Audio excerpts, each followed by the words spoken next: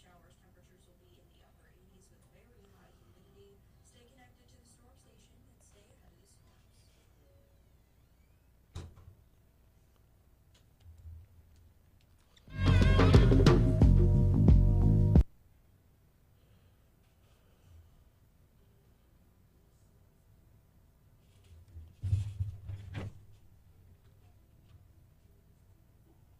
This is Mornings with Brian Haldane. Who are you? Brian! I'm really quite something. Mornings are for coffee and contemplation. News and newsmakers. Coffee and contemplation. Traffic and weather. I've been sitting here for 2.5 hours and I still don't know why. Good morning. Great day in the morning, people. Oh, and in case I don't see you, good afternoon, good evening, and good night. Start your day with Baton Rouge's hub for information and opinion. Yeah, well, that's just like your opinion, man. Here is Brian Haldane. 6:06 at Talk 107.3 FM, WBRP. Mornings with Brian Haldane off and running. Brian here with you, Cade Wozniak producing. What's going on, everybody? How's your Thursday starting? How's your Thursday looking? Are you getting any of that fog that's out there? I didn't have any fog on my drive-in this morning, but I'm told we have fog. Marissa said we have fog, so I'm going with that. We have fog. Got a big show for you lined up today.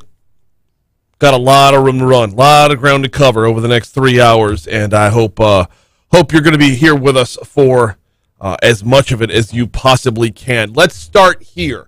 Before we even get to the rundown, let's start here. Not really sure what happened last night with the Metro Council meeting. Not really sure what happened with the proposed maps. As the EBR Metro Council last night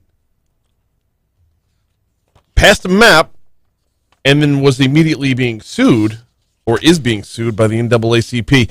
Mayor President Sharon Weston Broome put out a statement. Her office put out a statement saying, "We are disappointed in today's decision not to redistrict Baton Rouge in a way that accurately reflects our population changes and racial diversity. My vision for Baton Rouge has always been for our city to be a community of peace, prosperity, and progress.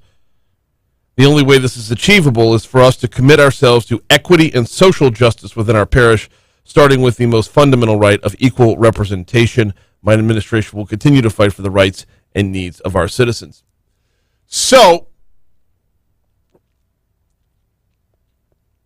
I've had what, 8 different council people on the show talking about the maps from last night, or they were going to get to by last night, and I want to say all 8 of them basically said the same thing. It's going to depend on what the maps look like specifically. All 8 of them basically said we're likely going to end up with a 6th majority minority district, but it's going to depend on what the map actually looks like when it gets here. And there were a number of different proposed maps, and I don't know how this thing left the rails. That being said, when you start a meeting off by being told you're going to be sued before the meeting's over with, kind of changes the negotiating points, doesn't it? Tell you what, I wasn't at the meeting. I saw some of it online. I don't want to break down too much until we can talk to some people that were in the room. Dwight Hudson was one of the people in the room.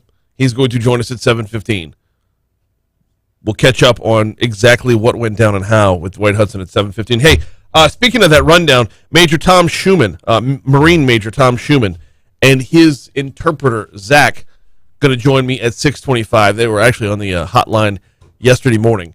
The new book out called Always Faithful, which is a phenomenal story about, it's basically the memoir of Major Tom Schueman while he was in Afghanistan, assigned an Afghan interpreter.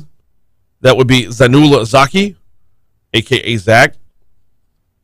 And these dudes, they just got to know each other, kind of formed a little bit of a friendship. Time for Major Schueman to leave Afghanistan, and Zach's coming with him. End of story. Well, that's not really the end of the story. There's a whole lot more to the story. That's why I talked to him. And that'll be at 6:25. 6:35 this morning, Patrick Grimion, host of the Patty G Show. He'll be in studio talking a little bit about smart growth within your business. Also, we're going to talk restaurants, and I'm probably going to get salty. 7:15, like I said, Metro Councilman Dwight Hudson. 7:35, the folks from iCare are going to be in. Actually, I believe EBR School Superintendent Cito Narcisse is slated to join us today for our Crimestoppers segment. In the 8 o'clock hour, we will talk with Hunter Greene. He is running for judge in the 19th JDC. And we will wrap things up with, I believe, Galen Iverstine is supposed to be in this morning as well. So that plus top stories and trending, the outside in, this day in history, and a whole lot more coming your way throughout the morning. Hey, I don't want to focus 100% on what went down with maps yesterday at the Metro Council meeting. They did have a special council meeting ahead of time just for redistricting, and then had their regular council meeting after that. We did see some good news come out of the regular council meeting that should not be overlooked. Cops are getting a pay raise, y'all. Actually, not just police, fire, EMS, city parish employees, pay raises across the board to some level. Unanimously passing the Metro Council yesterday evening, an increase for police, fire, EMS, DPW, and other East Baton Rouge City Parish employees. The raise will kick in on September 10th, so 1 month from when it was voted on. City Parish will increase municipal, fire, and regular classified and unclassified employees' pay by 5%. The increase for municipal police employees' pay will go up by 7%. That's a big jump for, well, shouldn't say that. Comparatively speaking, that's the biggest jump they've seen in a good minute. So, not all bad news coming out of the Metro Council meeting. And quite honestly, when we find out what happened with the maps and how things played out the way they played out, that might not be the worst news either. We're due up for a break. We're going to go ahead and take it now. When we come back from that break, let's talk a little sports. Let's head back down to Saints Camp for today. That's coming up next right here on Talk 107.3 FM. Oh.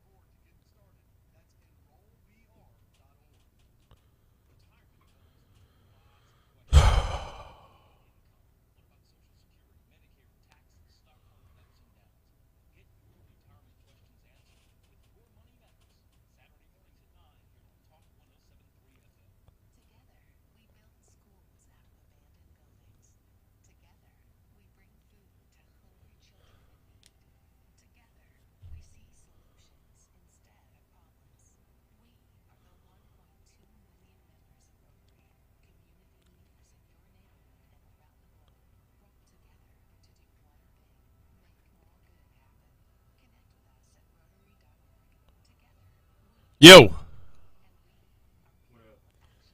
What up?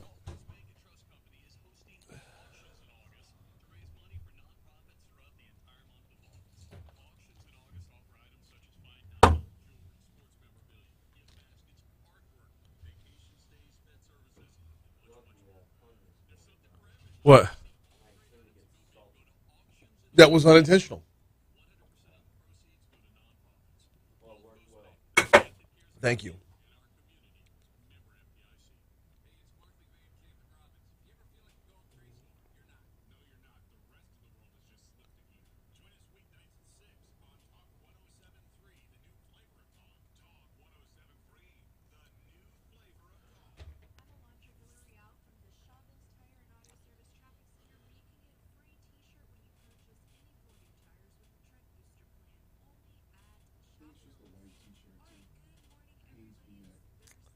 That's no good.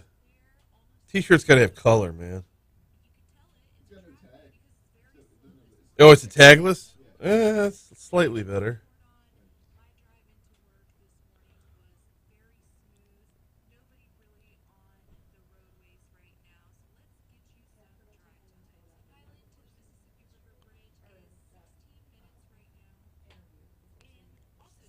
Oh, Tom Schueman? Okay. Yep. Yep.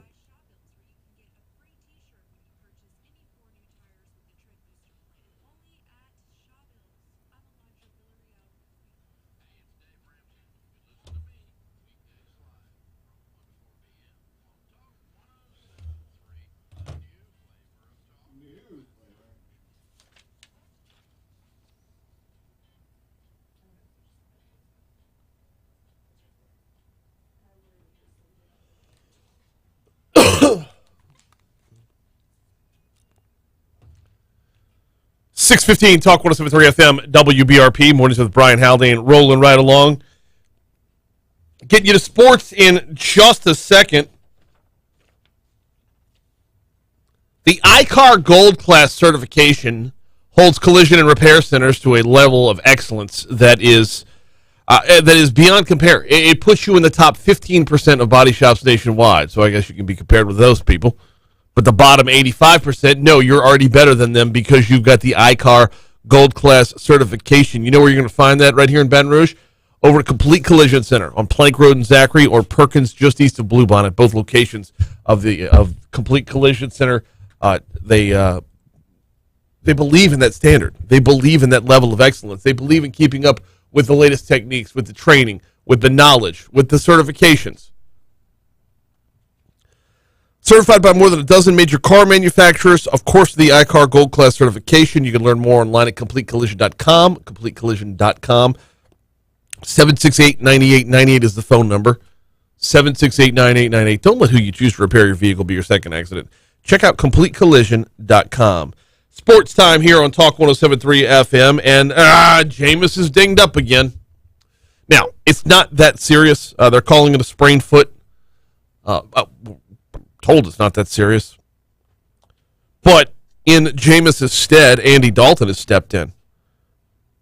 Andy Dalton taking advantage of the time getting snaps with the first-team offense. Former Cincinnati Bengals starting quarterback says he's feeling right at home so far in New Orleans. I feel really good about where I'm at. You know, I've just having the off season and just throughout training camp and kind of getting back in and getting through the installs and everything. I feel really confident with everything that we're doing and feel like I'm in a really good place. Gingertron has been solid during training camp so far. That's I don't know, does he still have that nickname, Gingertron? Is that offensive? I thought he was the Red Rocket. That's also that, yeah. Okay. I mean, the bright orange hair, so pale he's almost translucent. That's why the Bengals uniform kind of had a nice little... It did. It complemented itself. Yeah, it looked like he took off his helmet. Yes. He's been solid during training camp. Might have had his best practice yesterday, throwing 5 straight touchdown passes during 7-on-7 drills in the red zone. I always get stuck when they're talking about your offense looked really good in practice yesterday. Well, does that just mean your defense looked bad? Like, by comparison, does that mean that the defense was good, the cornerbacks were getting smoked? By the way, 3 of those touchdown passes going to Michael Thomas, who is back to form. He is fully back to form from pre-injury. There was some question as to, is he going to come back 100%? Is he going to be right where he was at? I mean, it's going to be, in the time that he's been gone, they, replaced quarterbacks and replaced coaches. Is that going to look the same? Dalton says Thomas is a great target to throw to. You can see why he's been one of the best receivers in the league for a long time, ever since he got into the league. So his work ethic, his mentality, just his ability to make plays when the ball's in the air, he's special. Yes, he is. And coming up Saturday, August 13th, 7 p.m. on our sister station, Eagle 98.1. I guess pregame starts well before that. But kickoff for the first preseason game is this week, is this Saturday. We're just 2 days removed from Saints football kicking off, at least in the preseason form. Probably won't see Michael Thomas out there for that, but you will see the black and gold, and that's a beautiful, beautiful thing. So Saturday is when it gets underway. We're going to break right now. Check the Fox Business Report. Check traffic. Coming back, Major Tom Schueman and Zach are up next. Come on over, man. Did I feel my phone buzz on the table? I did. Good morning, Christy. I do.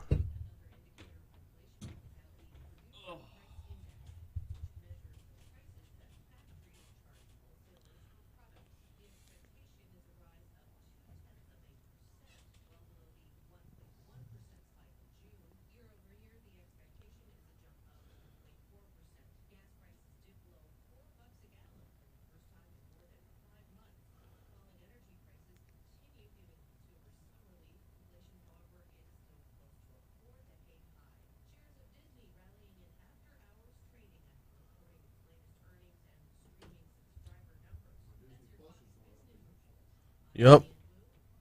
That's how their ratings report looks so good. The Tunnel to Towers Foundation's 9/11 Never Forget mobile exhibit.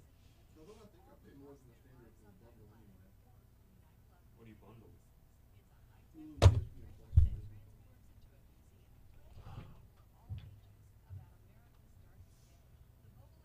So why do you? Does Hulu not include ESPN Plus? Not Plus. Regular ESPNs. So what's on That's Plus? what YouTube TV has. What's on Plus, but it's not on? Every other ball game ever played ever. Gotcha. So if you want to get heavy into the ball games, not just watch the. Right. main- Like small colleges, like Ronald Reagan, their games are always going to be on ESPN Plus. They're not going to be on big. Right. And then there's occasional leagues, things like LSU baseball or something, whatever, like tertiary things that off the side. It wasn't something I necessarily wanted. Like we watched a decent amount of Hulu here and there, and I figured, we watched some of it as well. Yeah, we're not at the Disney Plus phase of life yet, but it's included with like our phone bill. We don't have to pay for Disney Plus. I think the first year it was something like that for us when I launched it. But they password protect the adult login because it starts to have more than Marvel and Star Wars. It's not like R, but it's not something. All right. Right. Hers is like a little Elsa login and she can watch like kid stuff. And ours. My doctor told me my cholesterol is borderline, so I took control with Garlic Healthy Cholesterol Formula. Garlic Yeah, helps and they still have to appeal to their adult crowd. They can't always just appeal to the children. But it is a What? It is a great. I'm taking charge of my cholesterol with Garlic Healthy Cholesterol Formula. Cholesterol's natural enemy. These statements have not been evaluated by the FDA. So we go straight into this one, people? Diagnose, treat, cure, or prevent Yes. disease. The term natural How long is it? garlic in the product. Use as directed. 5:50. Yeah. Perfect. Well, it's recorded, if that's what you mean. And make sure this one plays back on YouTube. The interview plays on YouTube. Okay. And then kill the mics so that we're not stepping.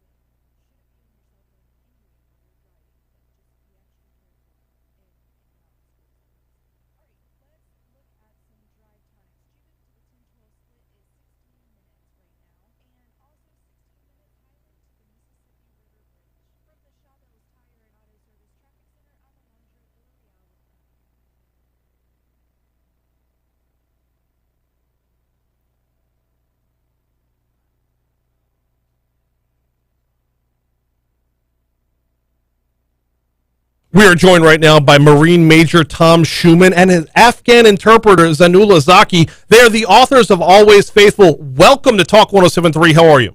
Hey, good. Thanks for having us.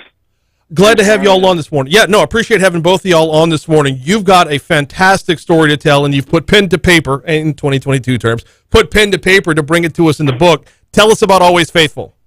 It's a story really about friendship, about family, about keeping promises, and a little bit about the war in Afghanistan and the evacuation from Kabul. Let's talk about that evacuation from Kabul and what it meant for the two of y'all and y'all's story. Tell me about the evolution of the friendship and leading up to the evacuation. Sure, we met in 2010 in Helmand Province.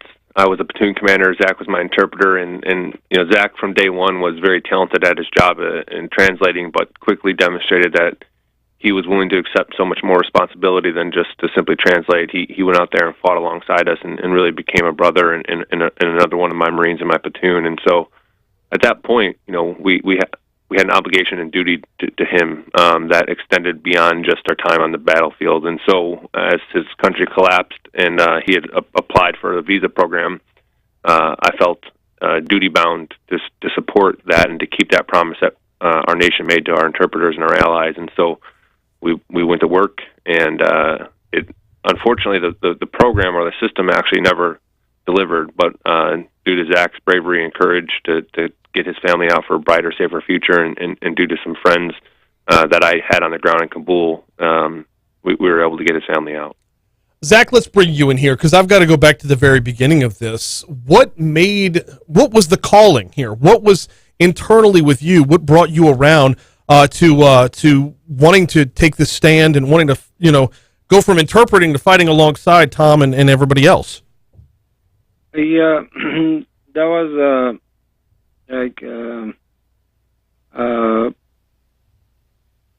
for our country, for our nation, and for the future of Afghanistan, for the future of the people of Afghanistan, and also the both nations work together like partnership, which is the American forces come to our country for rebuilding our country, and they give sacrification. That's why I accept all that the threat, and I become an infantry interpreter and ready. I make myself ready to sacrifice myself and serve as interpreter, as a battle and combat interpreter. Was this an all-at-once decision, or was it a kind of a slow evolution as things wore on? That decision that is I made it from 2001, which is when is American just come to Afghanistan, and they start helping us. They start rebuilding our government, and they start rebuilding schools for the kids, for the girls, and that's why it make me to just work side by side with our partners. If we could shift back to Major Tom Schueman. Major Schueman, want to ask you about your role in Afghanistan and how the official role played along with this budding friendship, this relationship you've developed with Zach. Sure. I mean, my official role was a platoon commander. I had a tactical responsibility to locate, close with, and destroy the enemy, and that's what we do as Marines. We fight and win battles, and we're also there to help provide security for the Afghan people. That's what we were there, officially doing. But to do that, to understand the cultural nuances, to be able to engage the people, to be able to partner with the Afghan army, it took someone like Zach to facilitate all that. And so Zach initially was there just as an enabler to help me do my job. But again, he quickly demonstrated that he wasn't there just to talk for me. He was actually there to fight for me, and that's really what solidified our bond. This bond that was solidified, in describing the book, there is a number of parallels within your lives. I'm assuming a lot of these parallels started before y'all ever met.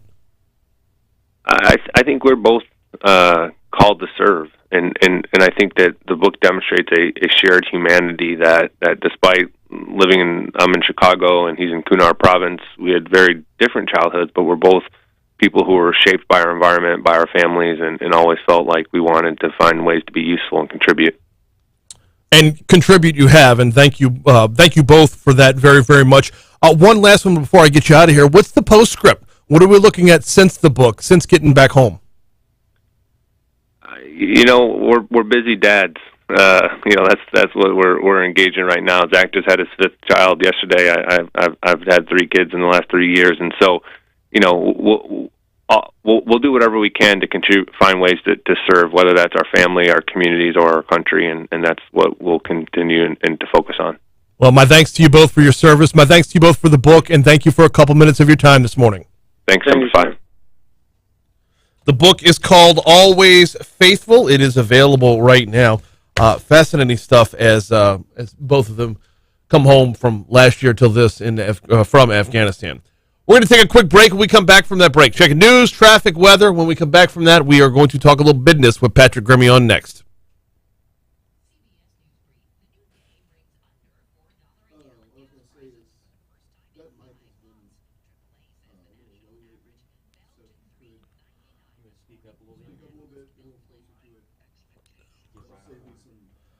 I was shocked when I went to go grab sound bites from Carolyn Coleman yesterday, but she wasn't clipping. No, not at all. And she was about that same distance. Right. And not to say that should be fine. There should be some there's an adjustment. Morning, Taylor. What up?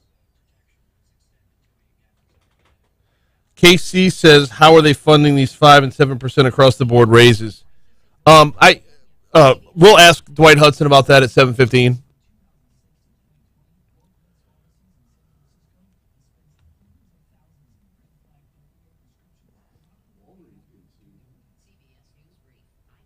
Everybody getting sued, man.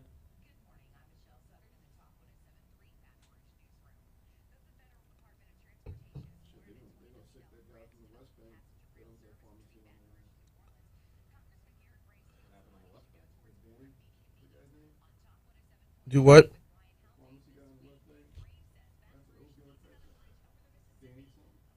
Danny something. West Bank. Oh, the pharmacist out there in no, that's not West Bank. That was Chalmette. St. Bernard, the parish. Yeah. What was his name? He was like popular for like a second and a half, and then Tiger King took over. Tiger King just knocked him out. He was super popular. It might have been. What was the pharmacist's name? Why am I breaking on this guy's name? I don't know, but he was awesome. We have Google. We can get an answer. Yeah, I'm typing it in right now. I'll go to Ask Jeeves and see what happens. Danny was the his son's name as well. Yeah, I think they were both.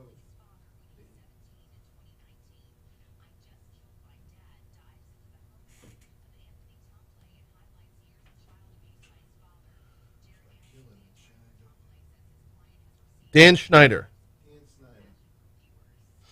Is that right? He might have gone by Dan. Maybe he called his son. He called the son Danny. Yeah. I just closed up a whole bunch of windows from, honestly, articles I was never going to read. There you go. Just trying to declutter your life, Brian. Yeah, you get emails from the boss.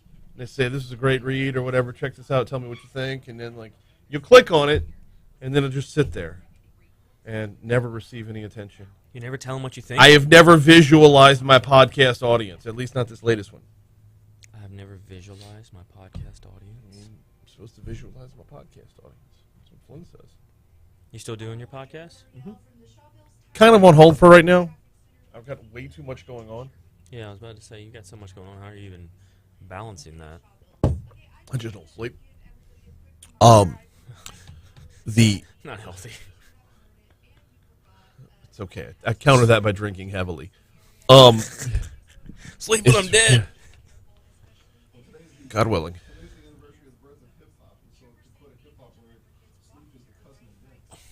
The cousin of death? Nice. I don't know who's saying that. Probably find that. I've never heard that. It is.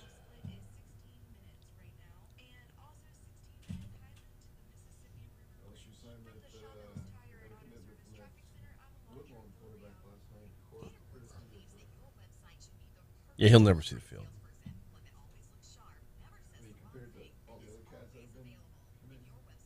Yep. But it looks good for Kelly as far as the numbers go. Yeah. Do we have a chance?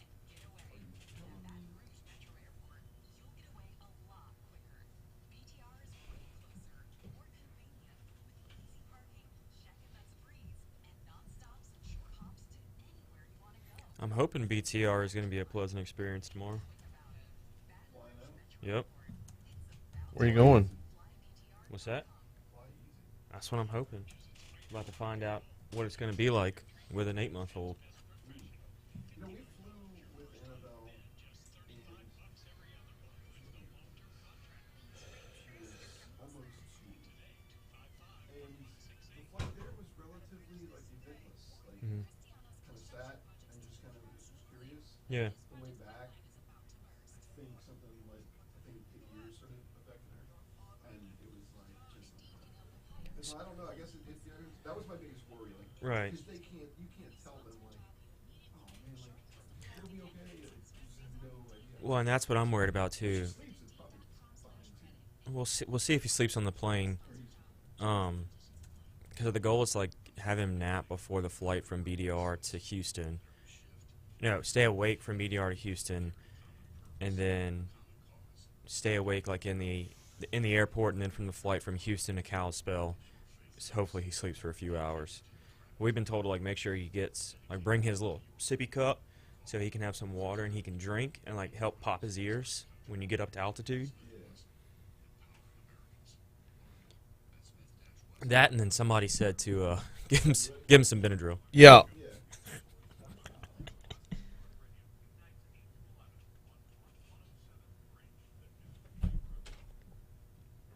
How in the world can the high be 85 on August 11th?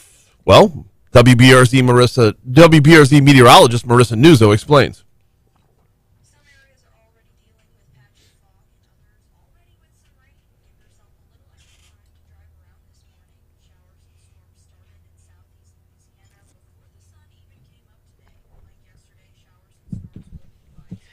Gummy bears for an 8-month-old. I don't know how well it's going to work. We're thinking like puffs. Pectin, I mean. Puffs? Yeah. Oh, okay. Little banana puffs. The blueberry puffs aren't bad. Debbie's asking if Patrick's mic is low compared to mine. Everybody's mic is low compared to mine.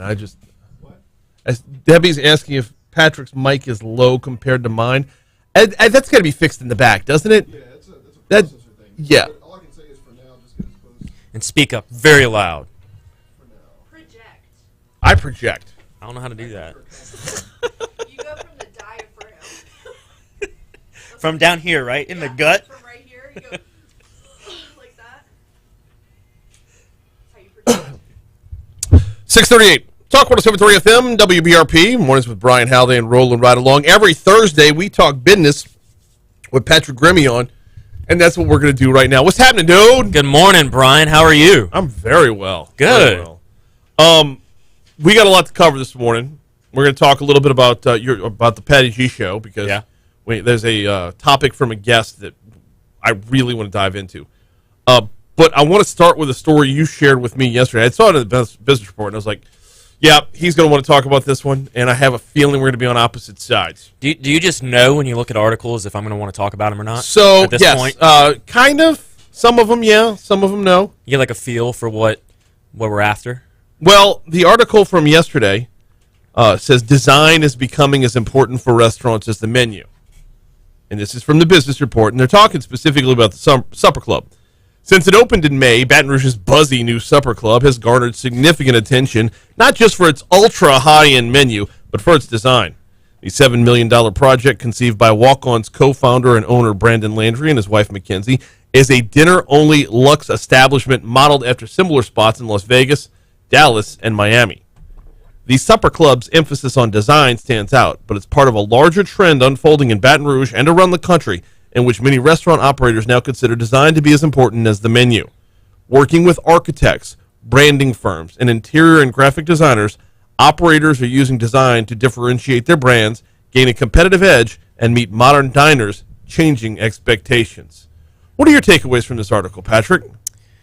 My takeaways from looking at that and just the overall change in aesthetics and the actual interior of restaurants is I see it. I see the alignment with the restaurants wanting to do that, but I think you're falling into a play of, are we making the restaurants too much for the phone to eat versus the people to eat?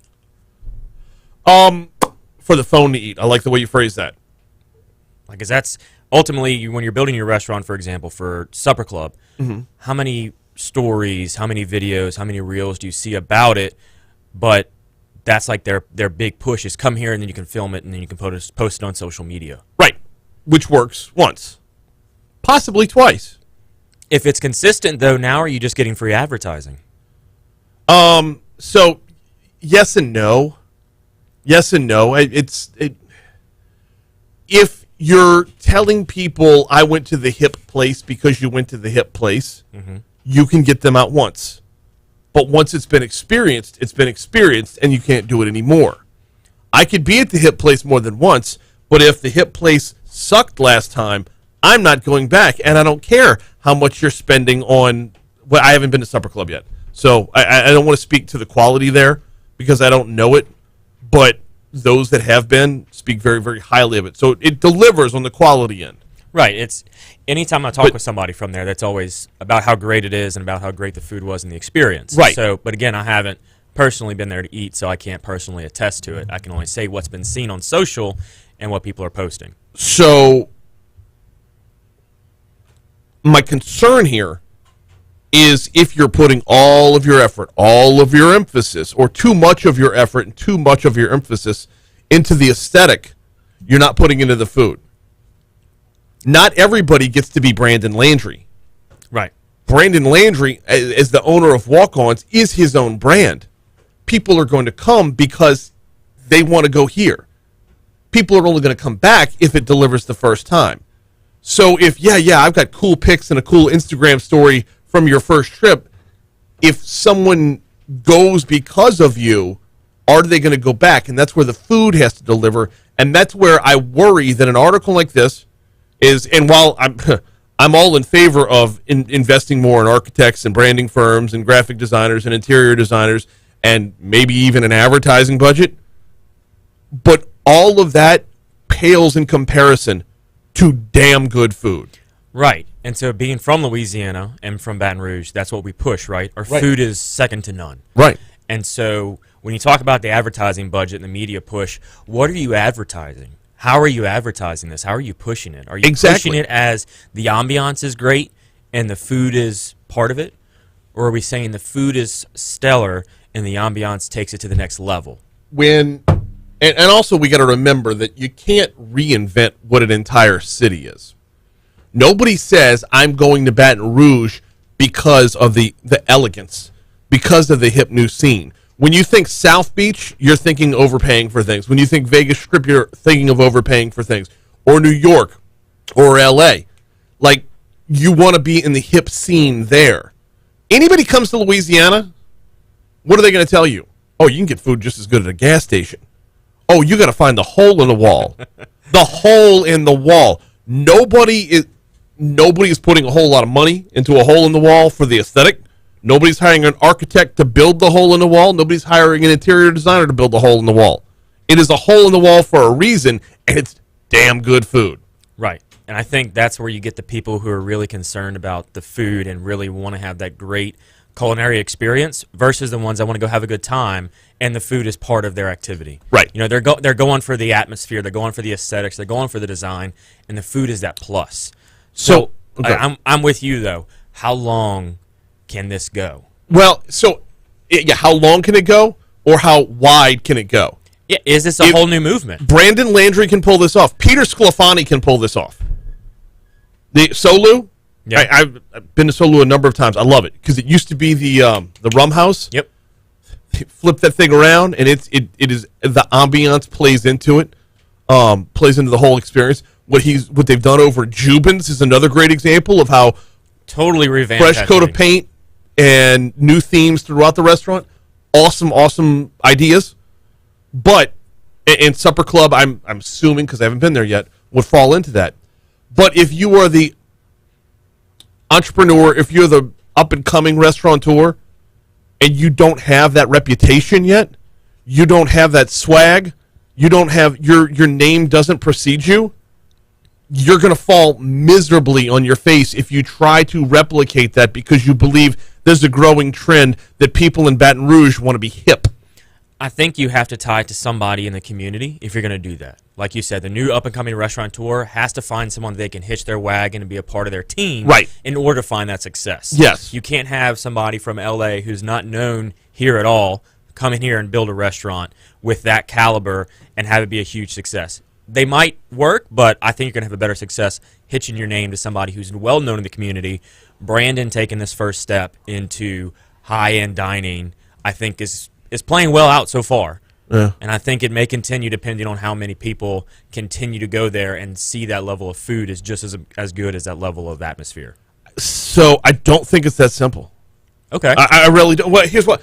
Compare it to the world of podcasting. Okay. What podcasts on a national level? What podcasts are working and which ones aren't? There's got to be a level of it's this magical combination. I'm sure somebody's going to figure out the exact combination eventually, but it's a combination of having the popularity, having the tribe, and having the craft. And one over the other doesn't work. Having the craft doesn't sell to a wider base of an audience. Having the tribe doesn't sell because the craft isn't paying off. Somewhere in the middle, you're getting the Joe Rogans of the world. Yeah. The Mark Marons of the world, where they weren't necessarily A-list celebrities before, but they're thriving in the podcast world. The same is going to be true of restaurants. Just because you have somebody with a big name slapped on it does not mean it's going to have continued success as a restaurant. Hey, we got a break. Come back from that break. We're going to pick it up here. Also, have some more to talk about coming up next on Talk 107.3. Will Ferrell is one of the biggest stars in the world. Okay. The Ron Burgundy podcast has been, by all accounts, a failure. I never even heard of it. You never heard of the Ron Burgundy podcast? Have you heard of Ron Burgundy? Yes. Okay. Yes. I have to ask. I've You seen haven't Anchorman 2. shit. Okay. You haven't seen one? No. So Anchorman 2 got me all thrown off.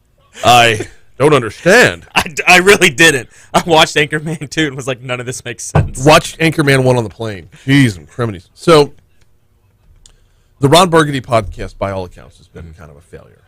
Because you've got a huge name who doesn't give a shit about the product. It'll sell because my name's on it. So, I understand that and I get that, but Brandon does care about it a lot. Yes. And so does Mackenzie, his wife. Yes. It's like her baby. I understand that. I understand it. Fame is fleeting. Popularity is fleeting. Being hip never stays. There's a reason Ruth Chris is still the number one around, or still within the top 3 around. They're not trying to be flashy. They're just damn good. Mm-hmm. Going there tonight, actually. I'm a little bit jealous. Yeah, we do. The firm does like a new CPA dinner every time somebody passes the exam, becomes a you're licensed not, CPA. You're not a new CPA. I'm not, but we have a new CPA in the firm. Nice. So they take all the CPAs go out for dinner, basically. All right. It's like a celebratory dinner. Yes, you're absolutely right. He's very well known for what he does with walk-ons, and can continue to open up walk-ons left and right and have wild success. Right. This is a different avenue. This is a different element of his brand that's going to require a lot of push, which going the way they've done it with all the design and having the social heavy, I think is the right way to start it. Start it, yes. I think it's the right way to start it. Sustain it is a different Sustain story. it is going to be different, yeah. But I do love the article, and we can talk about this. The article talks about Supper Club, and then they interview Jeff Conaway of City Group Hospitality. The very last Oh my God! Look at that! Yeah. Like they couldn't call somebody from Supper Club and talk to them about it. They took the picture inside Supper Club. I know. What's her name? LaCour is in the picture. Like she's one of the co-owners as well. Who? Carol LaCour. Is one of the co-owners? That's what it says. Co-owner Carol LaCour. Co-owner Carol LaCour, designer Mitchell Knockian. Oh, she's a co-owner of Monochrome. Never mind. Okay, good. I was about to say that's not accurate. I thought maybe they had the Landry's had a partner in there. So she's a co-owner of the design firm. There you go. And honestly, I'm looking at the design. It looks like it's going to be so dated in a week. You got to go. We should go and do like a live there. Yeah, you paying? I'll pick up my tab. That's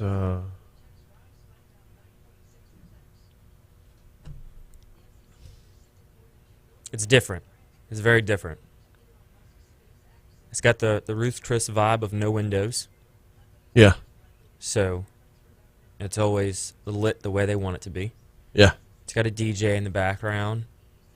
Not Really? doing like fist bumping music, but just providing a little vibe. Okay. A little tropical house, maybe? I have no idea. But What? A little tropical, little Kygo, little Lost Frequencies? Maybe some Solomon?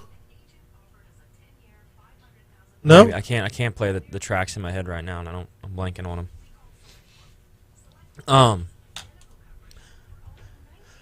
But I think what Citigroup is doing as an example for some of their stuff. Like, have you been to Spoken Hub? Yeah, a couple times. You've been Love to, Spoken You've been to Hub. the Breaks Bar behind Spoken Hub? Bro. Talk about an ambiance. Yeah. Talk about an ambiance. So, first of all, Very neat. It's very small, very intimate. it seats about 8 people. Bumping elbows. The guy who runs the place looks like he's been naked on camera before. There's no.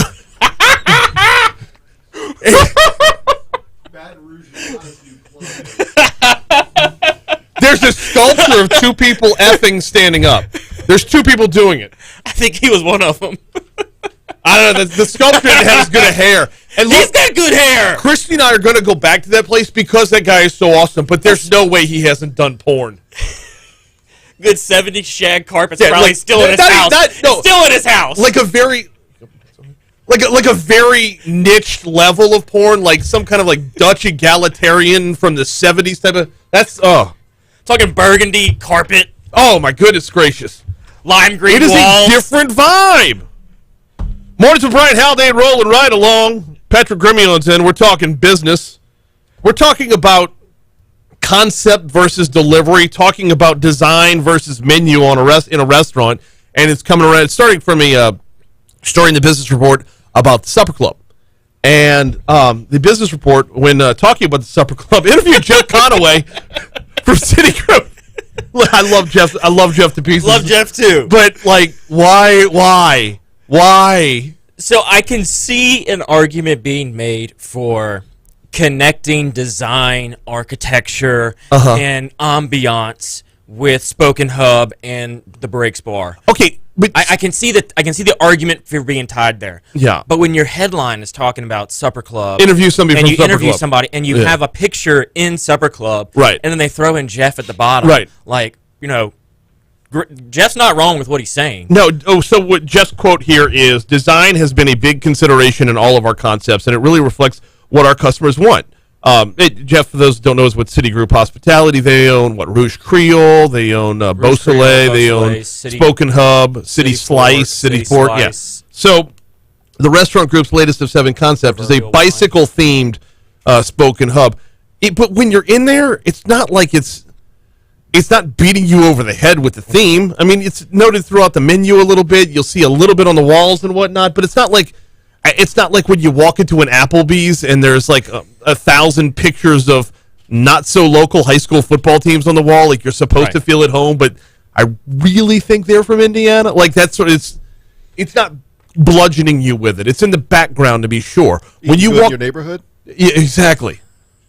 But I think also he's got his final sentence of it or something is talking about the ambiance they have in Spoken Hub and how if you're in a suit and tie or you're in biking shorts, there's a place for you in the restaurant and you don't feel out of place.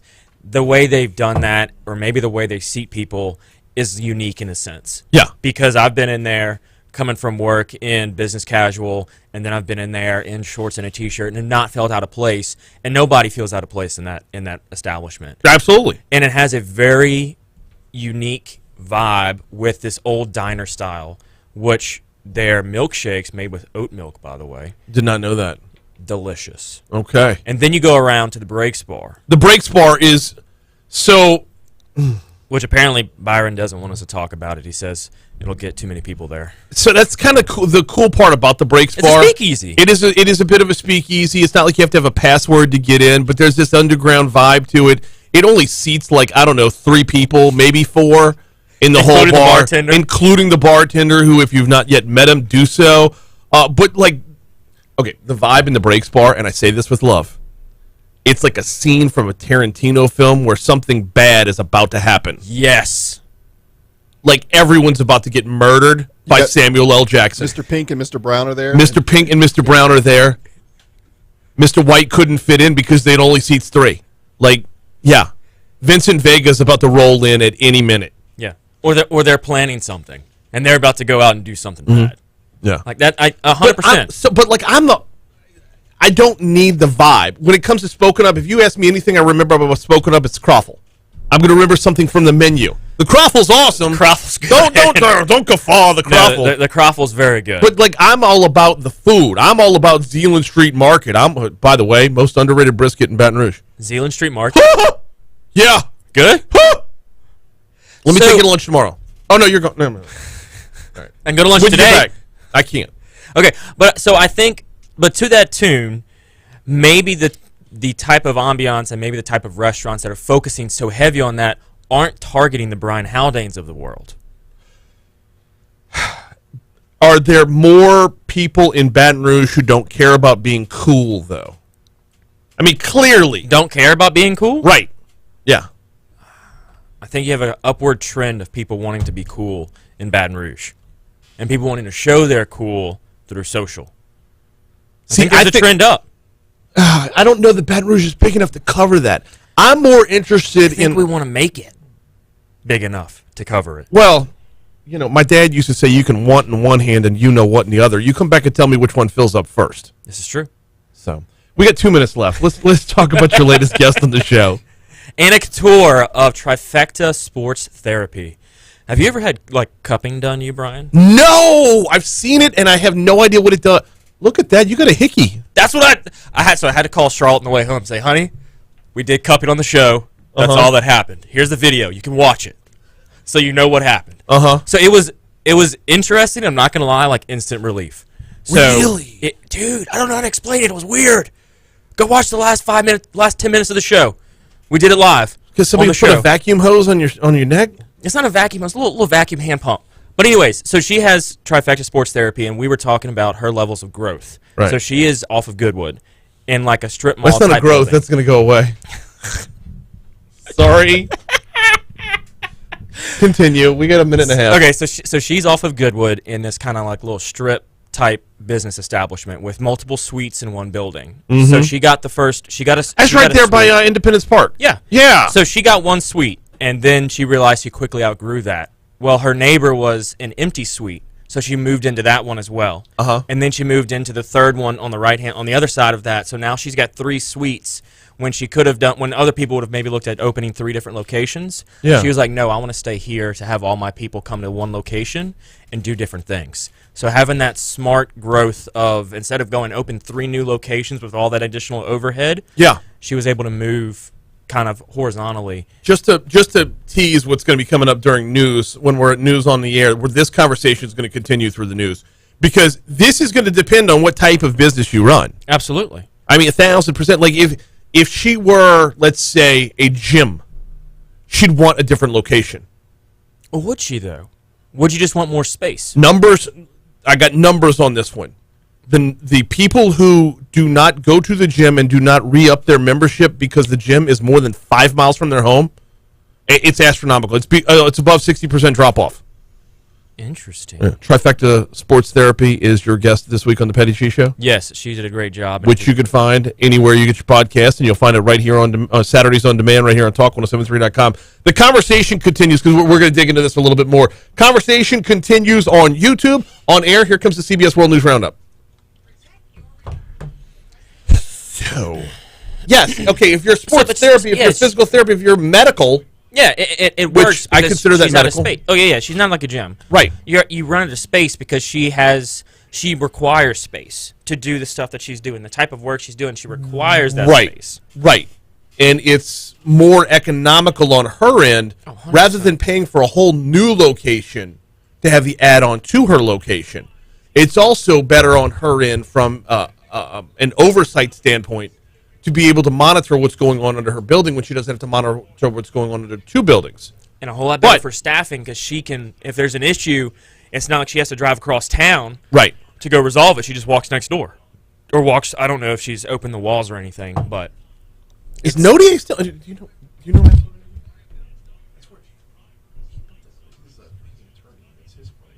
Oh. I don't know if he sold it or No idea. Couldn't tell you. I think he moved. I think he never mind. Mercy guy.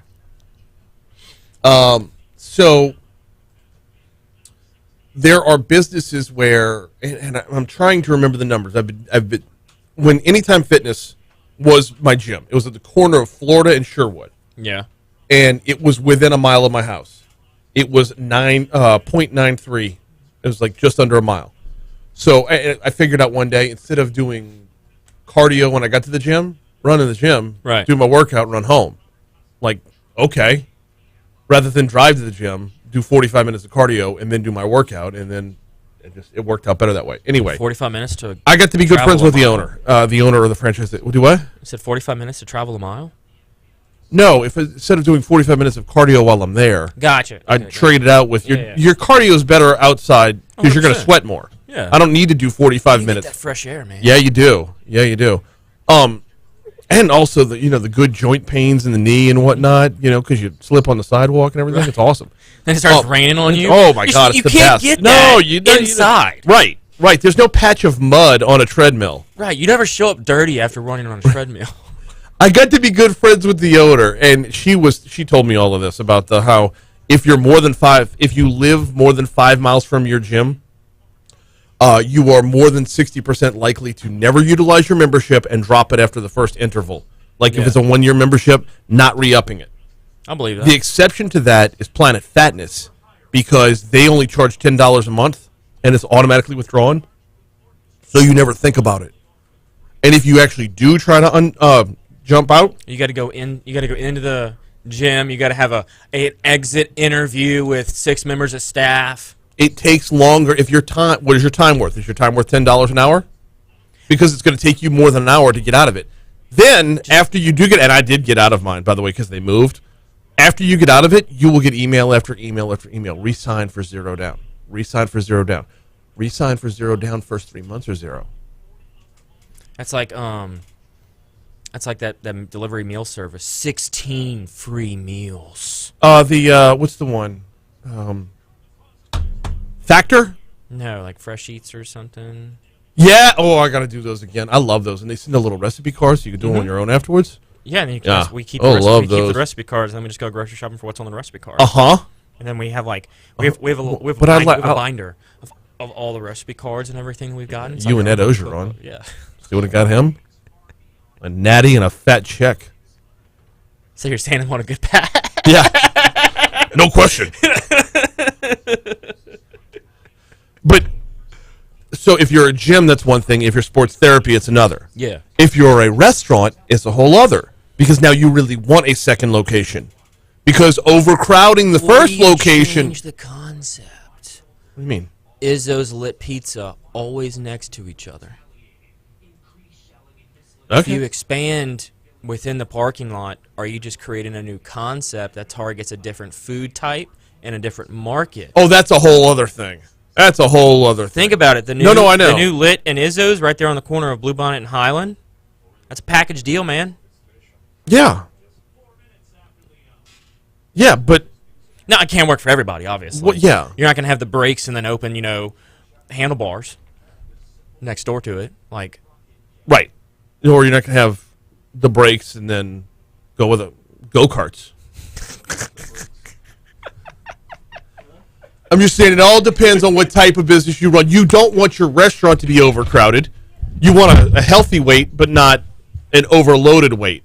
Yeah. And at a certain point, you do meet capacity. And at a certain point, she's going to meet capacity to her sports therapy thing. And she's going to go to second location or something. Right. Or they're going to put a bottling place next to the cupping place. A cannery. A cannery. Ew. All right, get your hickey out of here. We'll see you in 2 weeks. Yep. Bottling. They just hit me over the head with some bottles. I got the weeks. Yo, have a good 2 weeks. Later, bro. If I'm not back for the following Thursday, it's because I got stuck in Canada. You're going to Canada? Thanks, eh? Yeah. Fun.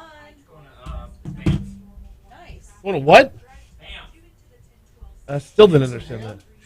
That's what they call bacon. Ready?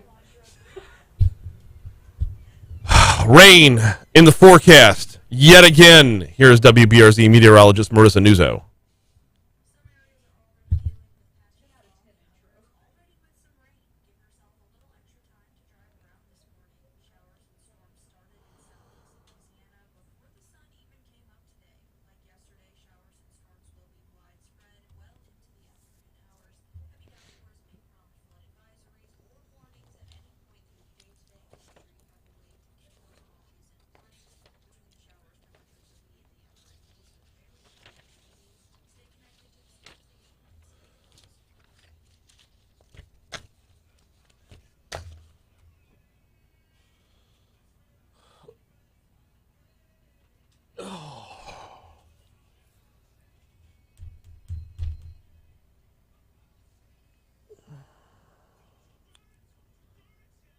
I just can't stretch enough today.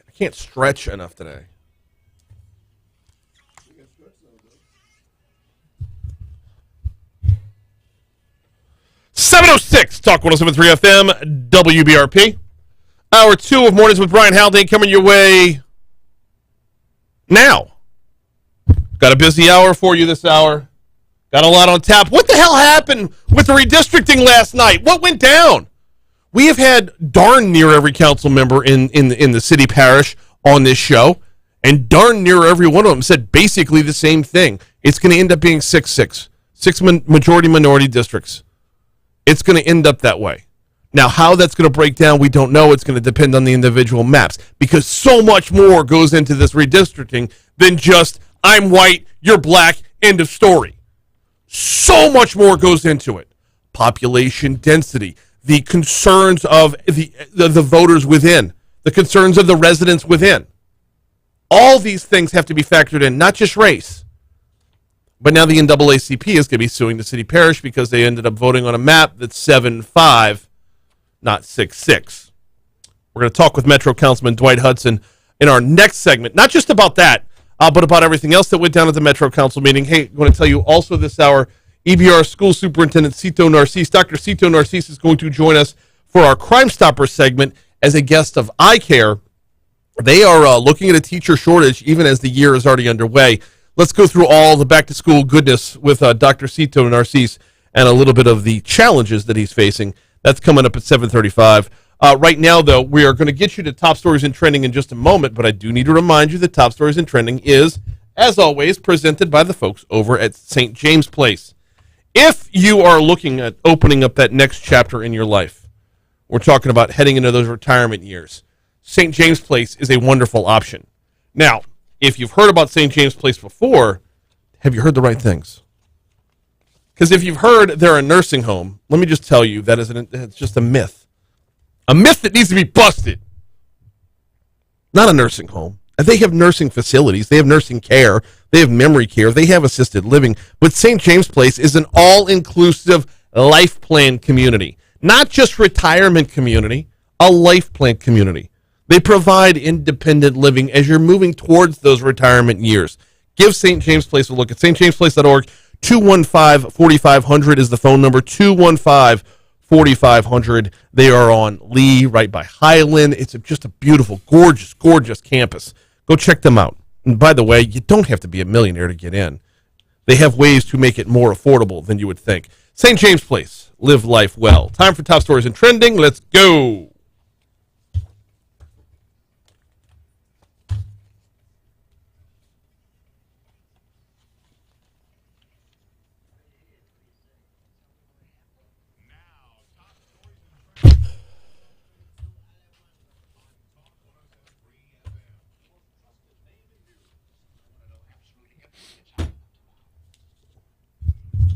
Now, one of those things that went down at the Metro Council meeting last night was city leaders fed up with stunt driving voted for stricter punishments for stunt drivers.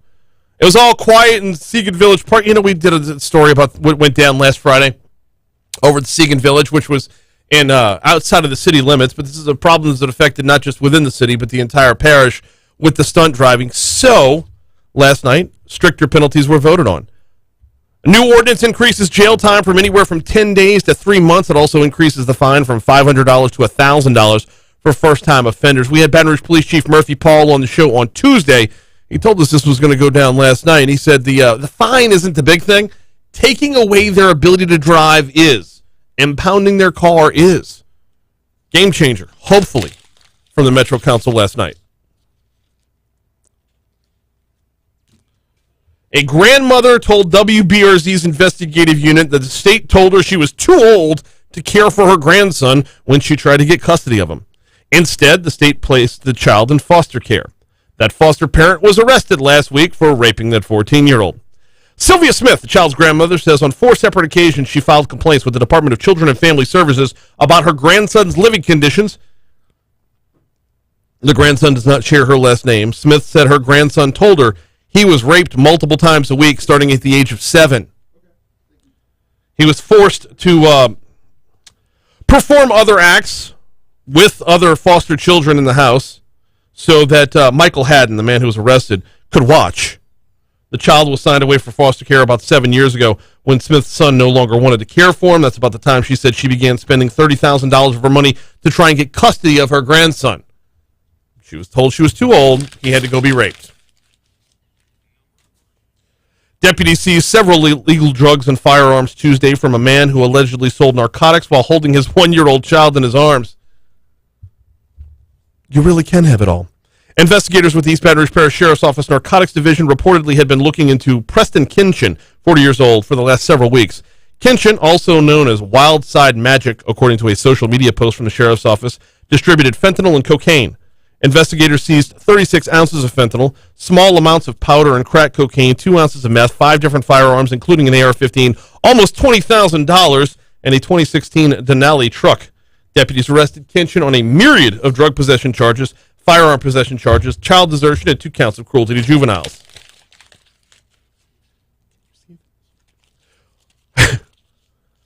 Here's a headline that'll grab you. Police warning women of pervert around LSU lakes.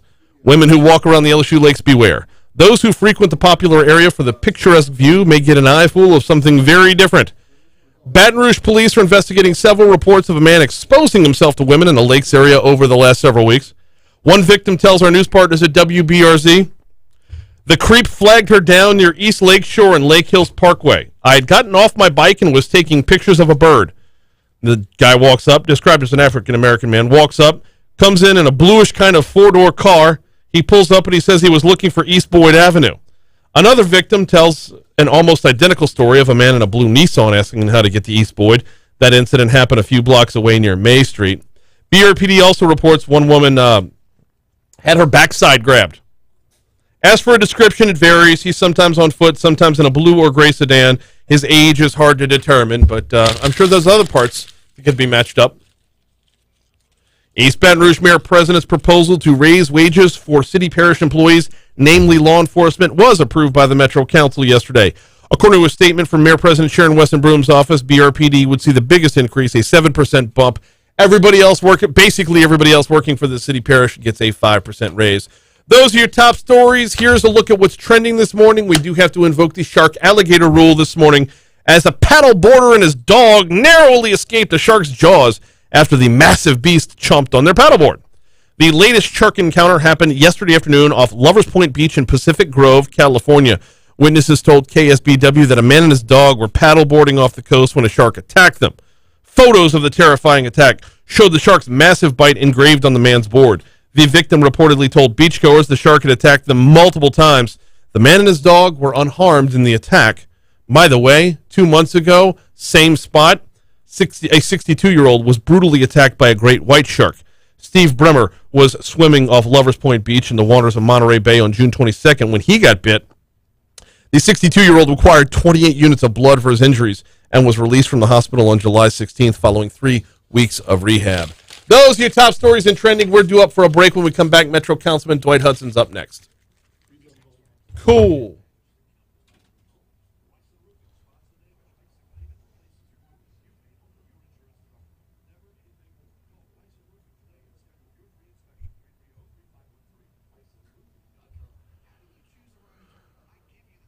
Yeah, Byron, I'm sorry about telling people about breaks. It's going to, you're right.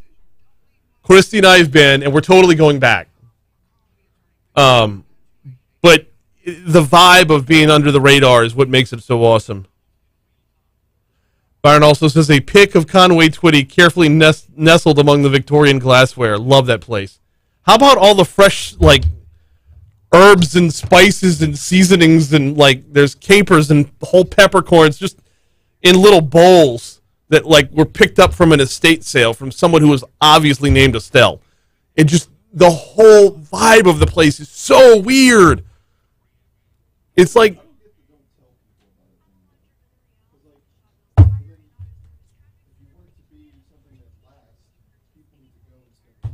right. Well, don't tell anybody.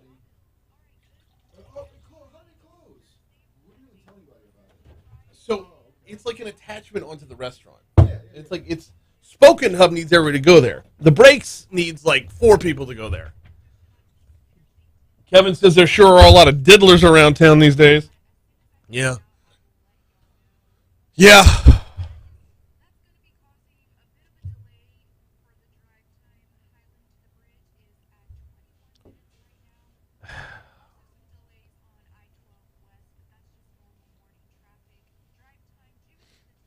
on hold, Dwight. Yeah.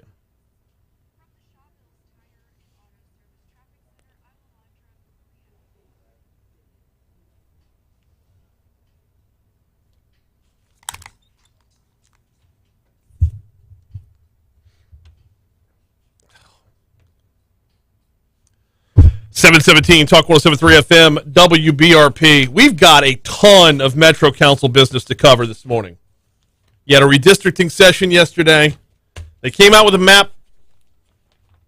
A lot of people were surprised by what how that map is looking.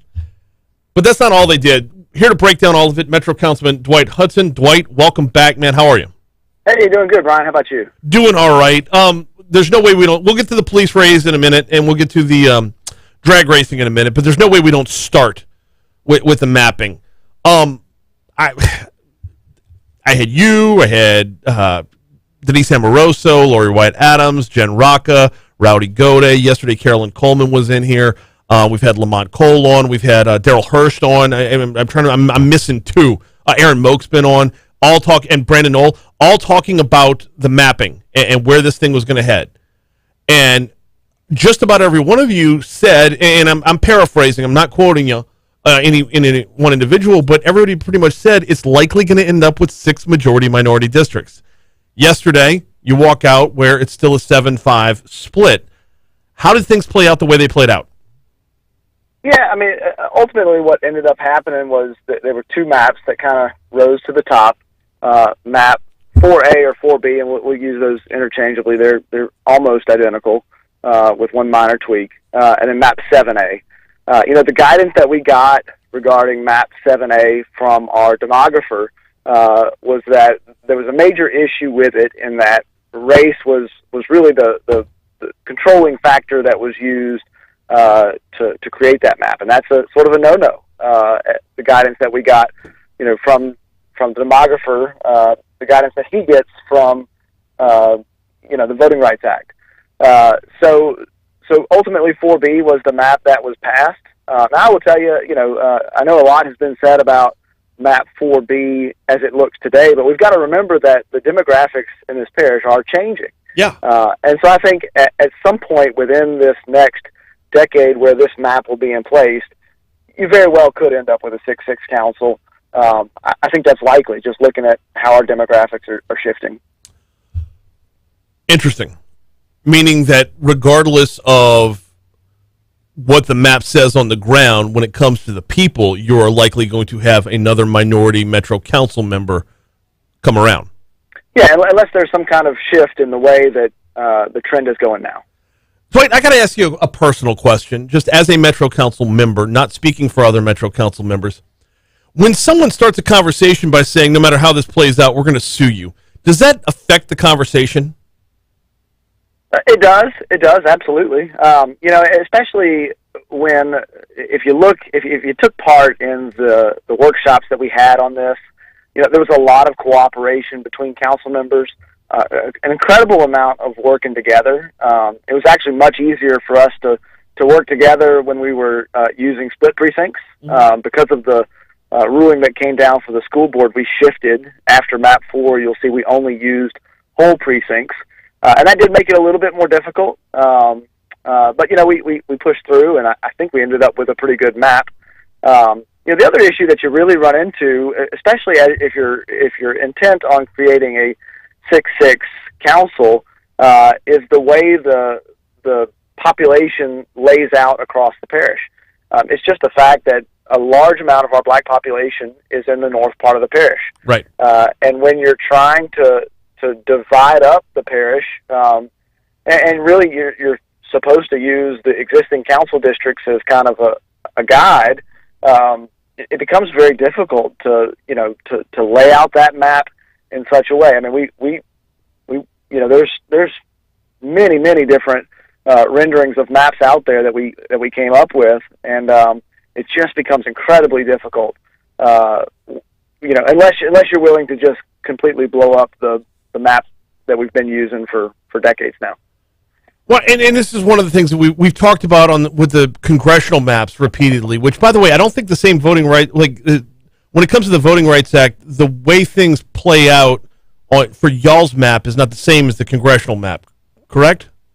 I'm unfamiliar with that. Okay, well, I'm really not sure. It's one of the things that along the way that remembering each map has its own set of rules, basically, and y'all have to follow a number of sets of rules, not just race. There's a lot more factors that go into this. You talk about the split precinct, saying that's going to make things more difficult. Yes, on y'all's end, but the logistics on election day get a lot easier, don't they? Absolutely. Yeah, absolutely. As someone who ran his first campaign and wound up knocking on doors that weren't in the district, absolutely. It makes everything simpler when you're using whole precincts. But as you're trying to rope in communities of interest and make sure that your neighborhoods are as complete and as whole as possible, it does become difficult at times when you're not using whole precincts. So I'm going to work under the assumption that we can't talk about a lawsuit. I'm assuming it hasn't even been filed yet, but I'm going to work under the assumption that if we were to have a lawsuit already filed, we wouldn't be able to talk about it. Can we talk about the conversation that led up to it, though? Were there stipulations? Were there ultimatums put to y'all? No, I don't think there were any ultimatums. The guidance that we got from the demographer was, of course, we could not weaken the minority standing on the council, and of course, that was never up for discussion. Mm-hmm. But yeah, I think we all work together in trying to make sure that different communities of interest. So in my area, largely represent the southeast part of the parish. We wanted to keep neighborhoods like Shenandoah together and that kind of thing. Everybody worked towards that goal within their own districts. Yes, and this is the thing we've been round and round on this so many times, Dwight, is that when the AMET rises, it doesn't check your race. When street lights go on or off, it doesn't check your race. If you need sidewalks, that's not based off of race. Like, every concern that every neighborhood has in Baton Rouge does not ask if you're white or black. And yet, for some reason, this has to be the most predominant factor when it comes to making the maps themselves. It does, yeah, and it becomes frustrating. Look, it was a difficult conversation last night, no doubt, and a lot of good points were made. But ultimately, I do think that we came up with a good map that represents the parish as a whole. And look, especially these districts. Some of these districts now are going to be competitive races. Yeah. Whereas they weren't as competitive before. Look, if you're out there and you're interested in serving, now's a great time. Absolutely, it is. There's never a bad time to get involved in service. We've got Metro Councilman Dwight Hudson with us for a couple minutes. 7% pay raise for police officers, 5% pay raise for the rest of the city parish workers. This was a unanimous vote. How quick was this conversation? Yeah, it was an easy conversation there. Look, our officers are going out there and risking their lives every day for us.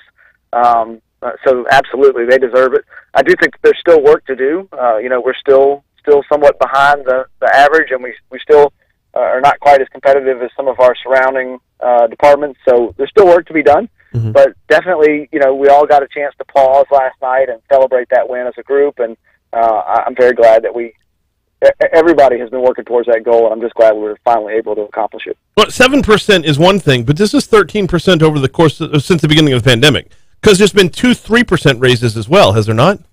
That's correct. Yeah. So, definitely moving in the right direction. Follow-up question, though, how do we pay for it? Yeah, so our sales tax collections are up. So we're doing better there. We actually were able to add some money to our budget stabilization fund last night as well. Mm-hmm. We're going to have to be diligent. We're going to have to, watch general fund. You've always heard me on your program talk about watching general fund spending. So that's key. We know that our priorities right now are crime and drainage. That's where general fund dollars need to be going. And wherever else in the general fund that we're spending, we've got to be very, very careful. Speaking of crime, one of those particular types of crime is the stunt driving and the drag racing. It's garnered a lot of attention lately.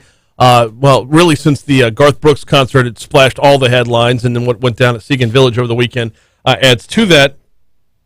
Stricter penalties go into effect or voted on last night. How did that conversation play out? Yeah, it was interesting. There was some discussion around whether or not to include the provision in there that pertains to spectators and being able to cite spectators.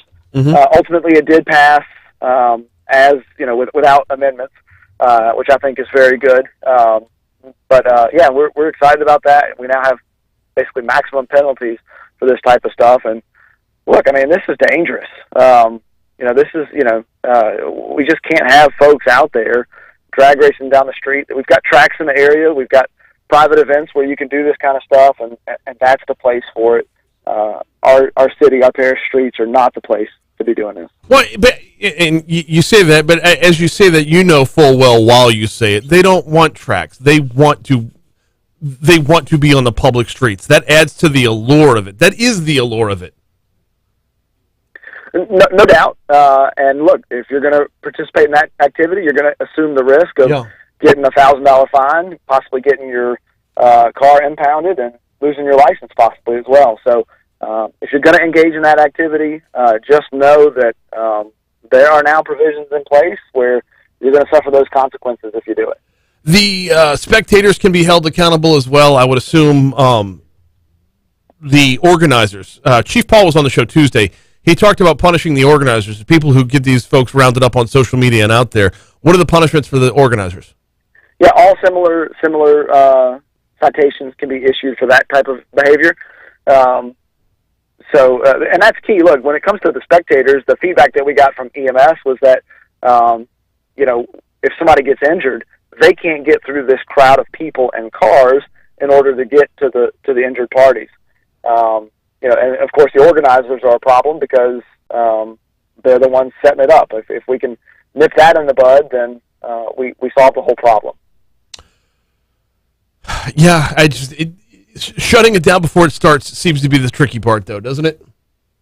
Absolutely. But I can tell you, I have heard feedback from some of our officers that they are able to track this stuff. They know the different groups that are organizing this. They know the Facebook groups or the Twitter groups and that kind of thing where people do it, and they're watching. So you definitely you could see some citations. Yeah, looking forward to it. I want this stuff busted up, Dwight. This stuff happens less than a mile from my house. It's right around a mile from my house. They meet up at the corner of Florida and Little John darn near every week. Yeah, look, it happens all over the parish. Oh no, I know. Every day. I've heard from people on the Central Thruway. We get complaints about it on Jones Creek. Look, it happens all across this parish. Jones Creek. I mean, that's a fresh track, man. You got that nice new road out there. If they're going to go somewhere, Jones Creek could be a heck of a draw. Well, no, let's not put that out there, Brian. But he is Metro Council. I had to. He is Metro Councilman Dwight Hudson. We always appreciate the time, man. All right, thank you, Brian. Yeah, we'll talk to you soon. Couldn't help it. Mostly because I get tired of hearing it on a Friday night. Y'all go over there. Go over a different part of town. But that's the thing, though, right? They don't want to go to a track. They want to attract attention. They want to disrupt everyone else's life. That's part of the allure. That's where it comes from. It is the illegality that adds to the danger. I can assure you that they've made passes down Jones Creek. Oh, yeah. Weekends. That's within earshot of your house. Yeah. Absolutely. You hear the echoes. Uh-huh. So. Yeah. What reverberates off the water, right? For sure. But I said this from the beginning. If they wanted to just go out and drag race on the street and not bother anybody, go to Choctaw. Nobody freaking lives there. It's a bunch of, at night, it's just a bunch of closed mechanic shops and warehouses. You get the place to yourself if you want to just drag race for fun. But that's not where this is going. We got a break. When we come back, our Crimestoppers segment is next.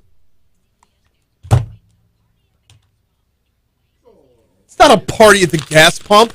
That is a terribly written lead.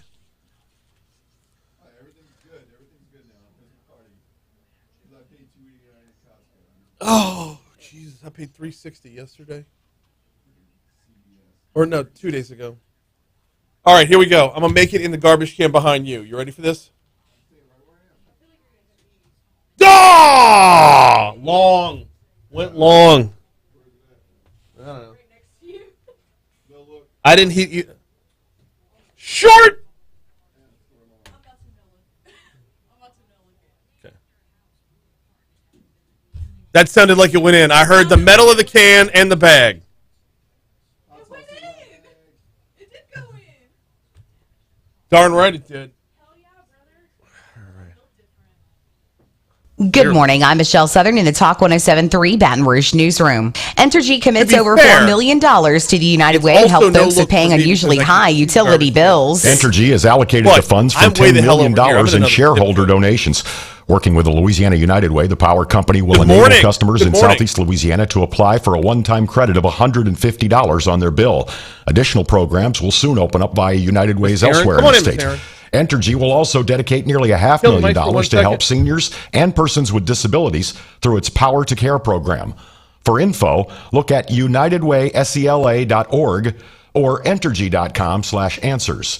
I'm Kevin Gallagher. The man who brutally killed a woman in an attack that was broadcast live on social media has been indicted by a Baton Rouge grand jury.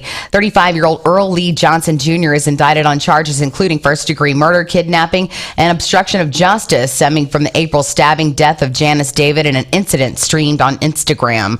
Among the top shows streaming on Netflix this week is I Just Killed My Dad, a documentary that follows Anthony Tomplay of Baton Rouge, who confessed to murdering his father when he was 17 in 2019. Tomplay's attorney, Jarrett Ambo, says a production company contacted him within days of the 2019 murder making headlines. We thought it was in Anthony's best interest, given the nature of the prosecution and the limited resources he had at the time. The series highlights years of child abuse inflicted on Tomplay at the hands of his dad. He pleaded down to manslaughter and was given 5 years supervised probation. If you've posted pictures of your kids going back to school this week, the Better Business Bureau issues some caution. Spokeswoman Carmen Millian urges you to be diligent about your security information if you do decide to share pics of your kids online. Don't give any specific details. Always review your security settings. You want to make sure that all of your social media platforms are protected. Michelle Southern, Talk 107.3, Baton Rouge.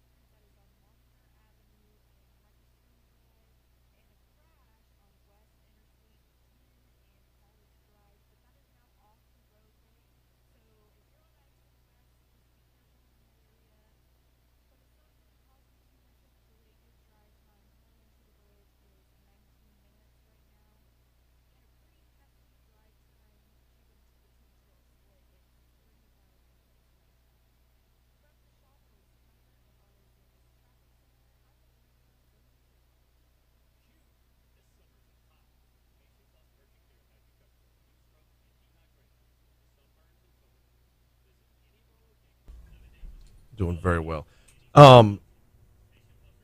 With eye care, where are you physically located? Are you at the Crystal McCullough Center?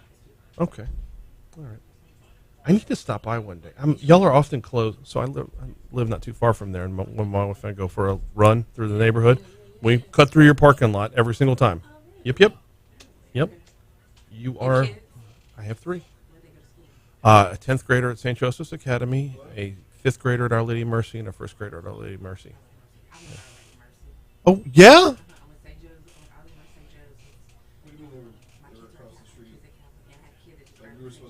Excellent.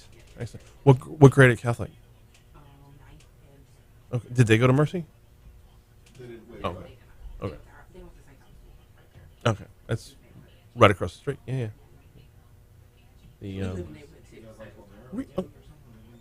Cade, kill the mics again.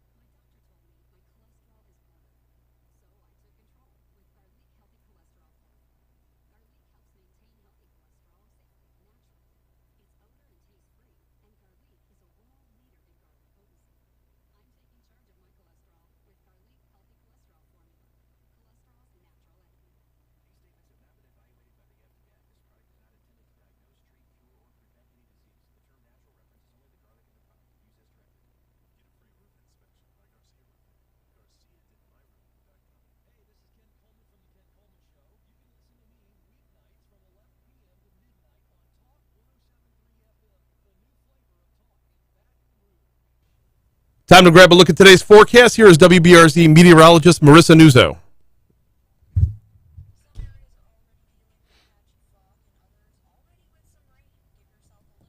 So I was talking about the drag racers in the last segment, and by the way, the YouTube audience hates and will kill the mics. We were talking about personal information, y'all, so that's why we killed the mics.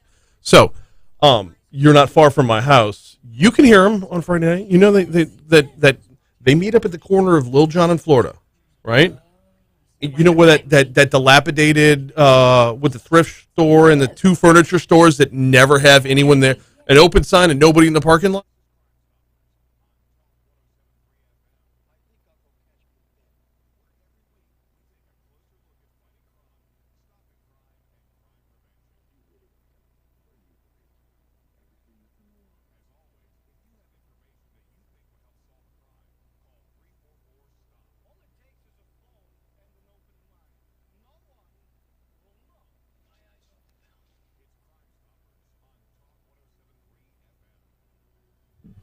First week of school, and the superintendent's busy. Imagine that, right?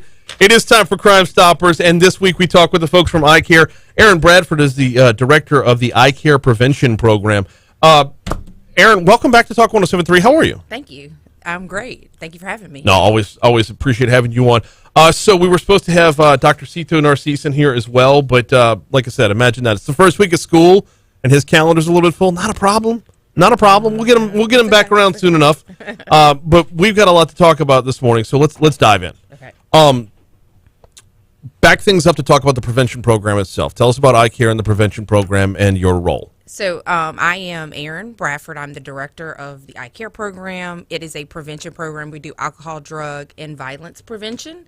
So this year we are really focusing on bully prevention because there's new legislation around bully prevention, some amendments that have been done. So we're working on that.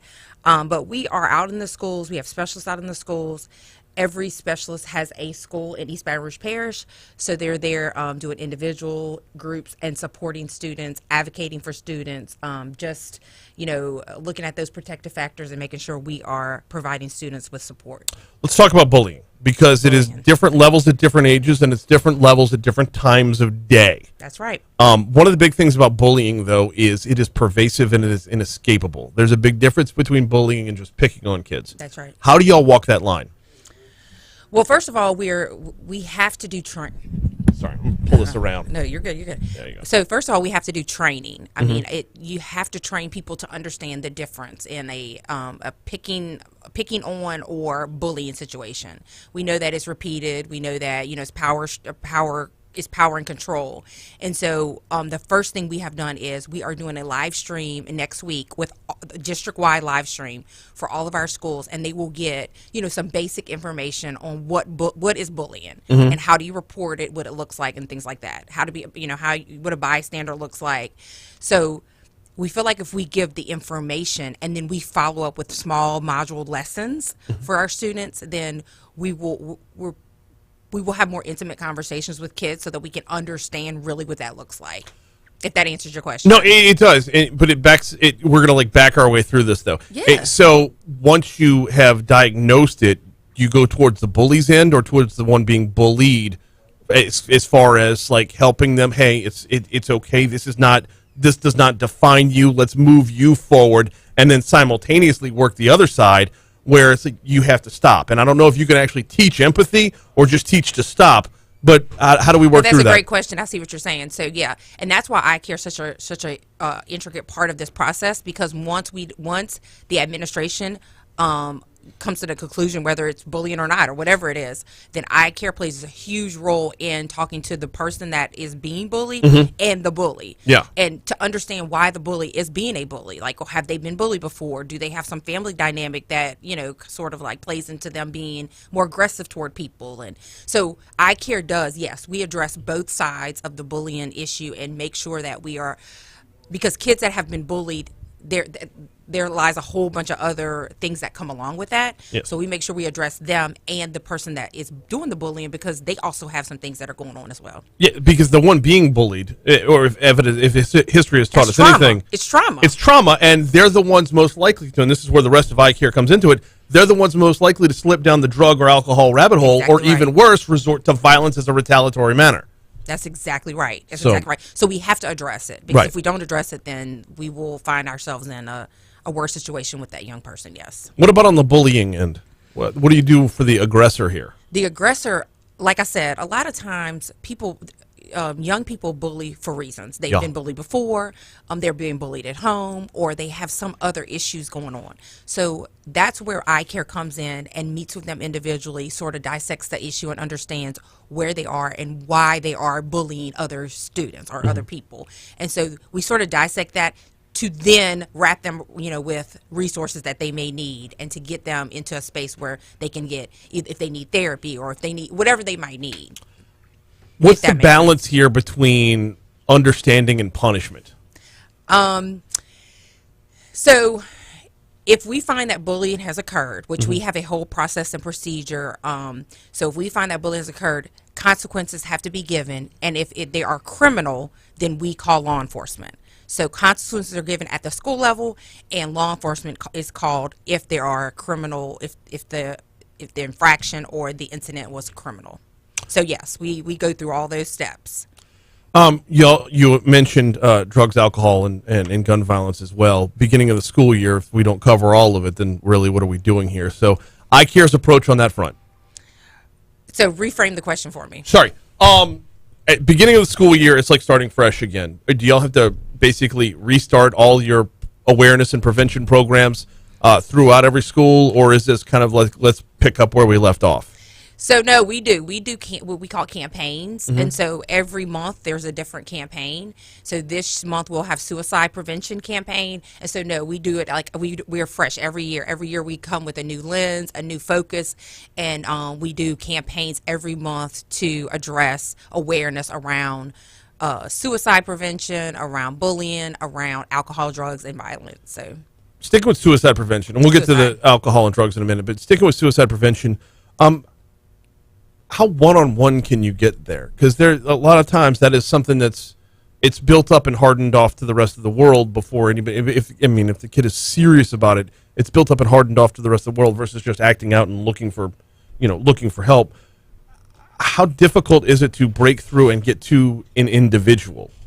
A lot of kids it's a cry for help. Like we'll get so they all have Chromebooks, and sometimes they'll like type things in their Chromebook, and we'll get an alert. So they may not be sane, or their disposition may not be showing that they need help. But there may be means or ways that we could sort of segue into addressing the fact that they need some help. So it's not our friend may come to us and say, hey, my friend is hurting, or my friend is saying these things.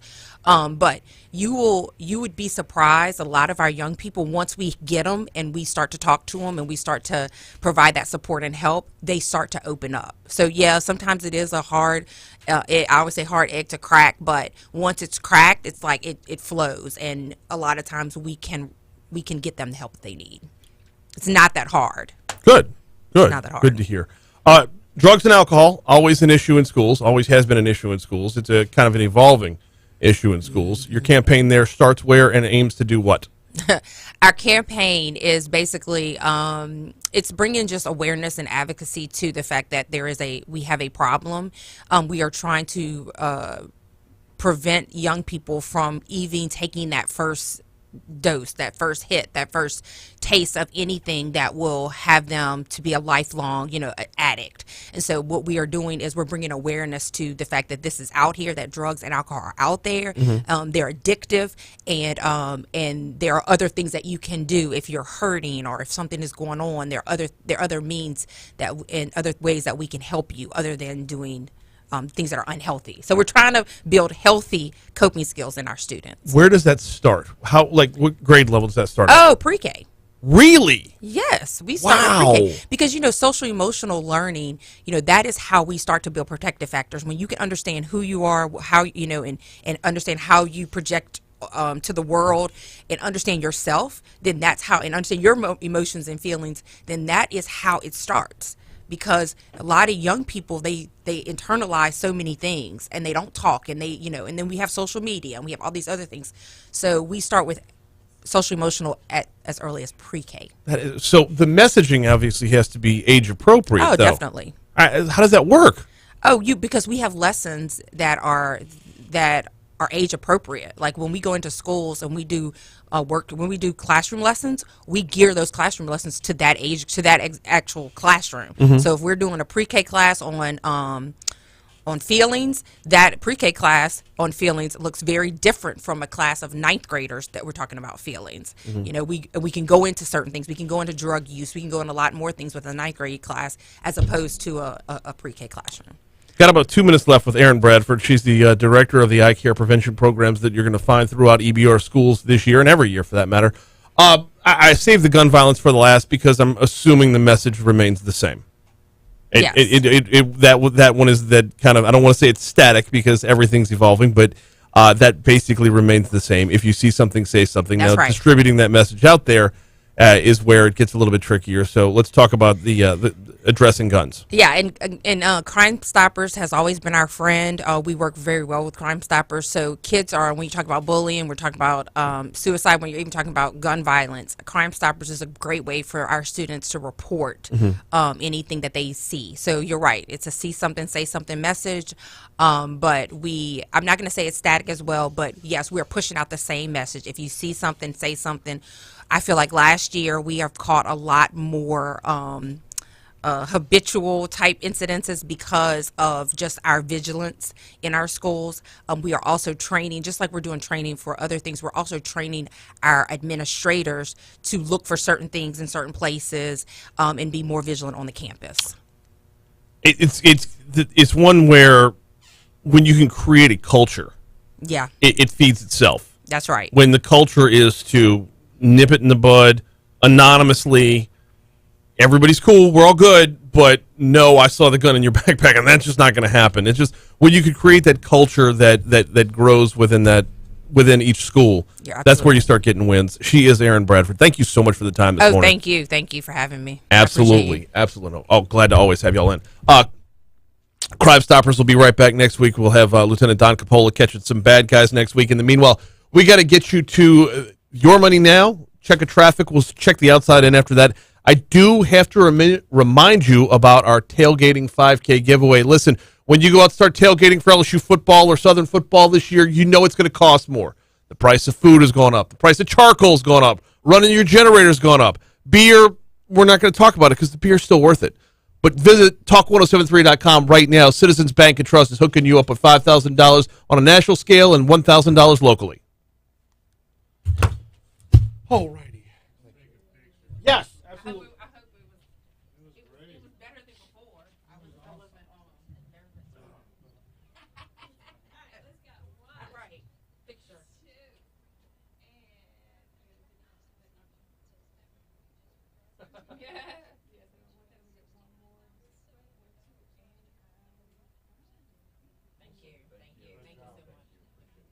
All worked out.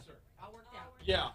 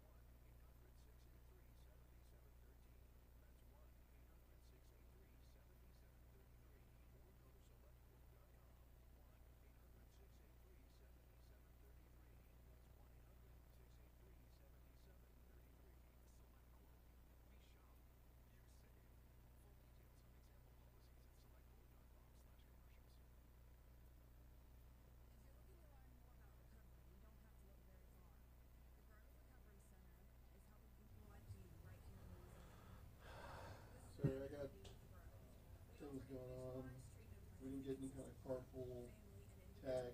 Apparently we got them this morning. Stuff we're trying to figure out. All good.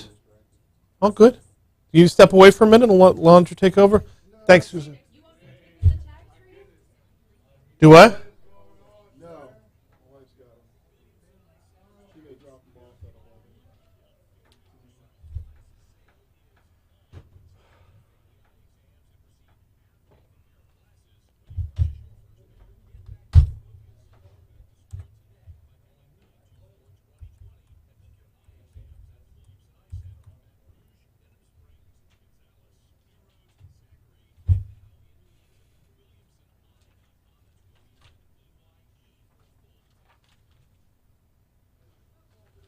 What's going on YouTube?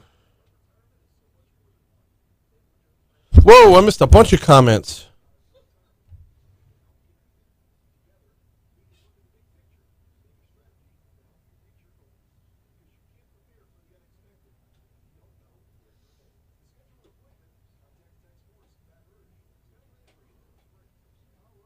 Jason says it's already happening on Jones Creek and Coursey, so bubble bursted. Yeah, no, I know. I know. Here's the thing, though. I wonder if it's the same group of people. Like, do they just get together and be like, where are we going tonight? Or is it different groups of people? Whoa, now. Story time. But, like, I don't know enough to know how deep it runs. I don't know enough to know, like, I'm glad I'm never out there when it's happening, but all I hear is like the revving of the engine. do you hear the gunshots too? Because wherever the engines are revving, the gunshots end up happening too. Yeah, I guess it is. I mean, the Albertsons had a freaking shooting, right? Yeah. So, you know, they go to the neighborhood.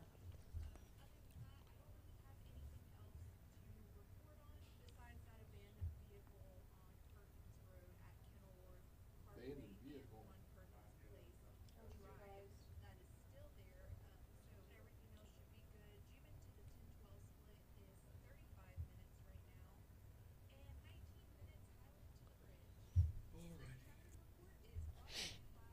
Oh, look at that. Shotbills. Can you believe it?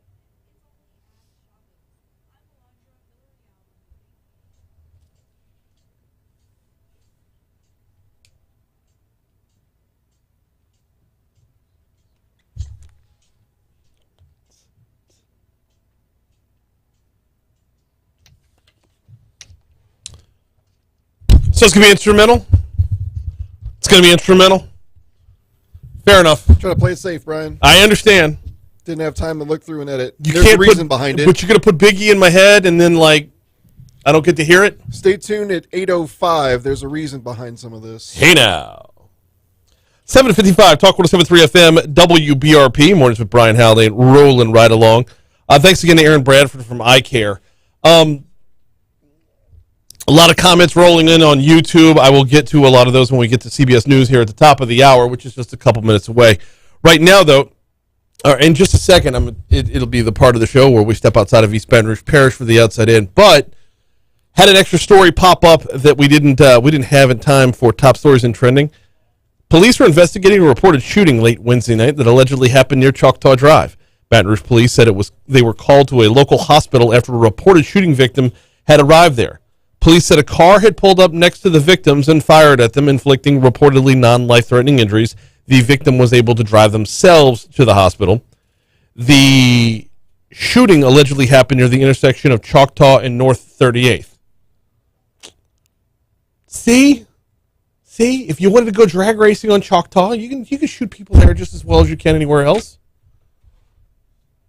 Wrong take? All right, fine. We'll move on. Here comes the outside in.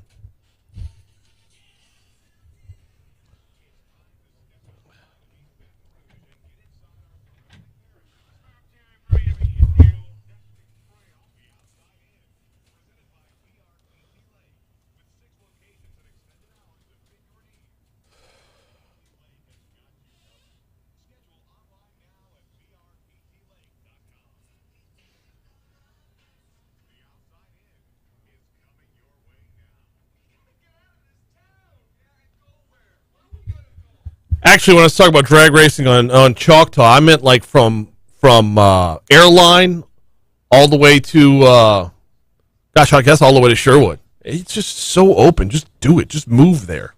Starting off in East Feliciana Parish, a Clinton woman who worked at Zachary High was killed in a head-on car wreck on Highway 959 yesterday morning. State police said 53-year-old Stacy Hornsby was driving on Highway 595 east of Highway 63 when her car crossed the center line of the highway and hit another car head-on. Troopers said Hornsby was not wearing her seatbelt at the time of the crash and died at the scene. The driver of the other vehicle suffered moderate injuries and was taken to a hospital. Heading over to St. James Parish, a man was arrested for his third DWI in a month and linked to a hit-and-run crash after law enforcement found his damaged car stopped along I-10. Agents with the Department of Wildlife and Fisheries stumbled upon the car on the shoulder of I-10 in St. James Parish late Friday morning. They later determined the driver, 31-year-old Brandon Rockwood of Gonzales, was driving impaired and had a suspended license. After Rockwood was arrested for DWI, his third in the past month, mind you, state troopers also tied him to a hit-and-run in St. John Parish. Rockwood was booked for DWI, hit-and-run, careless operation, and several other traffic offenses. In St. Tammany Parish, deputies retrieved the body of a missing 28-year-old kayaker from a bayou late Tuesday night after his father reported him missing. St. Tammany Parish Marine Division used flatboats to find the body of the man who was last seen fishing around 5:30 p.m. Tuesday. The man's father saw his kayak overturned in the bayou behind his house around 10 p.m. that night. The body was turned over to the parish's coroner for a determination for cause and manner of death. Sheriff Randy Smith said, "My condolences go out to the family. Let this unfortunate event serve as a reminder to everyone to please wear a life vest at all times while on the water." Closing out in West Baton Rouge Parish, a total of $3,553,800 will be funneled to West Baton Rouge to support ongoing recovery and mitigation projects, according to an announcement last week by Governor John Bell Edwards. Governor's Office of Homeland Security and Emergency Preparedness is heading this up. The funding will be used to support ongoing recovery and mitigation. Mitigation work could include residential elevation, reconstruction, acquisition of flood-prone structures, and converting land to green space. Hazard mitigation is the only phase of emergency management specifically dedicated towards this funding. That is the outside in. We are due up for CBS News. Right here on Talk 107.3 FM, the new flavor of talk.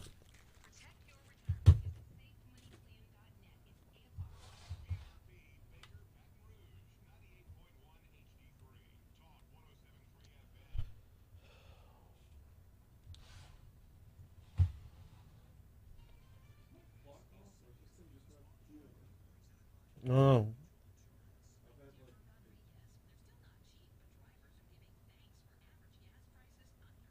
Super cheap gas prices.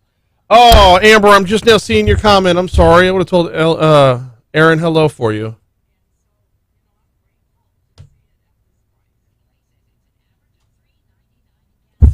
Thank you, Jason. I appreciate that, man.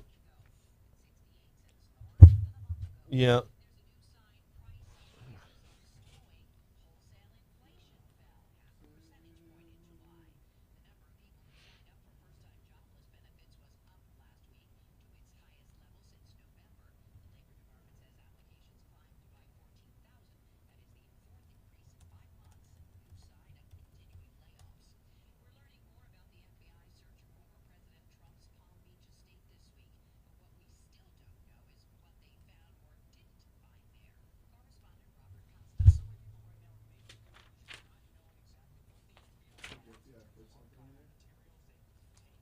Do what?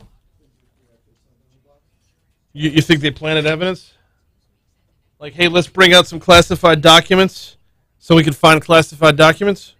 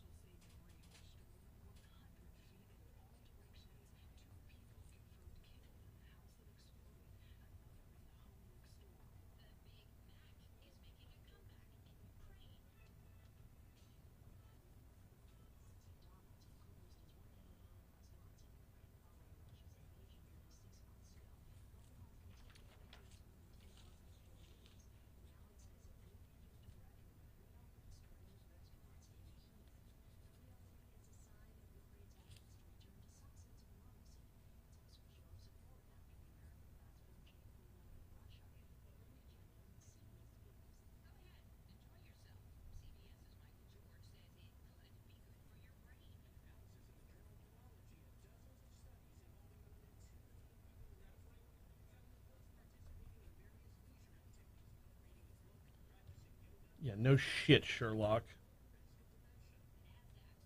Dumbest ass story I've heard all day.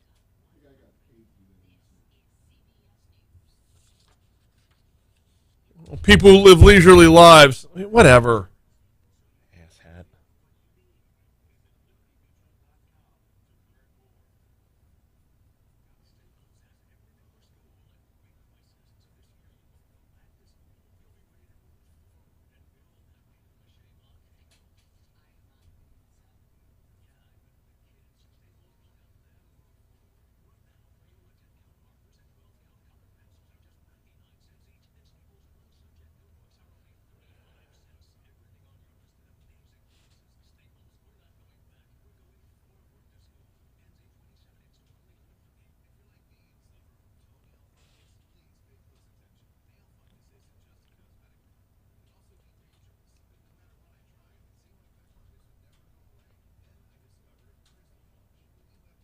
Gross.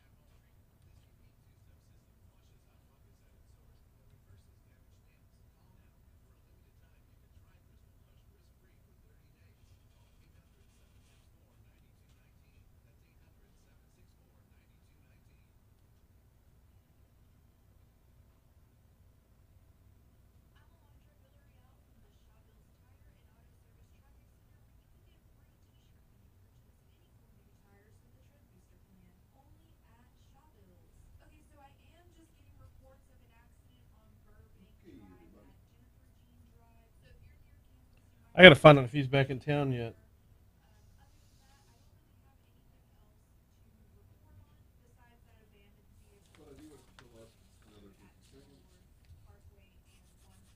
I don't know why we have to do that. Looks good out there. Talk to you next time.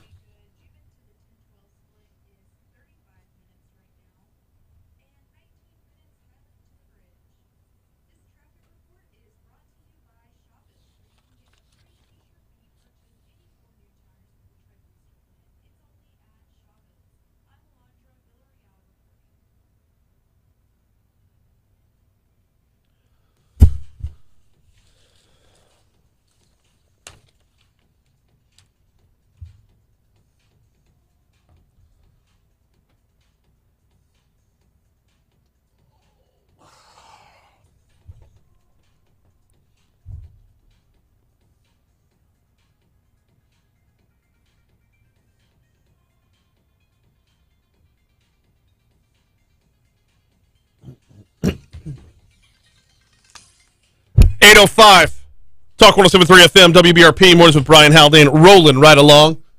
Brian here with you, Cade Wazan producing. Busy third hour coming your way today. Hunter Greene running for the 19th JDC seat. He will join me in my next segment. I believe we're still slated to talk with Galen Iverstine. However, that it remains unconfirmed. So maybe we'll talk a little beef before we get out of here. Maybe not. It'll be presented by the Louisiana Beef Industry Council. Either way, I'll tell you more about them later on. Right now, I will tell you your forecast for today. We got a high of just 83 degrees. High of just 83 degrees with an 85% chance of rain before it's all said and done today. Now, if you got some errands to run, get them done in the next couple hours. Because by noon, we have a 50-50 chance of rain in the forecast. That chance of rain will remain above 50% until 7 p.m. So anything you got to get knocked out, get it knocked out during the morning, and then maybe try not to be on the road too much in the afternoon. I mean, obviously, other than picking up the kids and getting them home and whatnot. But if you had outdoor plans this afternoon, they are likely going to be met with difficulties, to say the least. Overnight low tonight down at 73. We top out at 87 tomorrow, 88 on Saturday, 88 on Sunday. Literally rinse repeat when it comes to the amount of rain we have throughout those days as well. Right now, we're still at 77 degrees in downtown Baton Rouge. We are quickly approaching tailgate time. We are quickly approaching the football season, which allows me to tell you all about the folks over at Mathern's Market. Yes, we love talking about their downtown location. Yes, we absolutely do. But downtown, it's a staple. You know it, you love it. Have you been by the Nicholson Drive Nicholson Drive location, right across the street from Tiger Stadium? The Nicholson Gateway Shopping Center is where you will find it. Mathern's is a full-service grocery store. Yes, they are on campus. No, they are not just for students. And when game day rolls around, when September 10th gets here, when it's primed to be the greatest tailgating day in LSU and Baton Rouge history, Mathern's is your stop, your one-stop shop. Everything you forgot for your tailgate, you can pick up Mathern's. If you wanted to go light and just grab it when you got there, you could do that too. If you're bouncing from tailgate to tailgate, you stop off for a couple beers, they can hook you up there as well. And, oh, by the way, they're not just there on game day. They are a full-service grocery store every day of the week. It's Mathern's and the Nicholson Gateway Shopping Center right across the street from Tiger Stadium. It is time for This Day in History, so let's check This Day in History. Here with This Day in History is one Cade Wazan.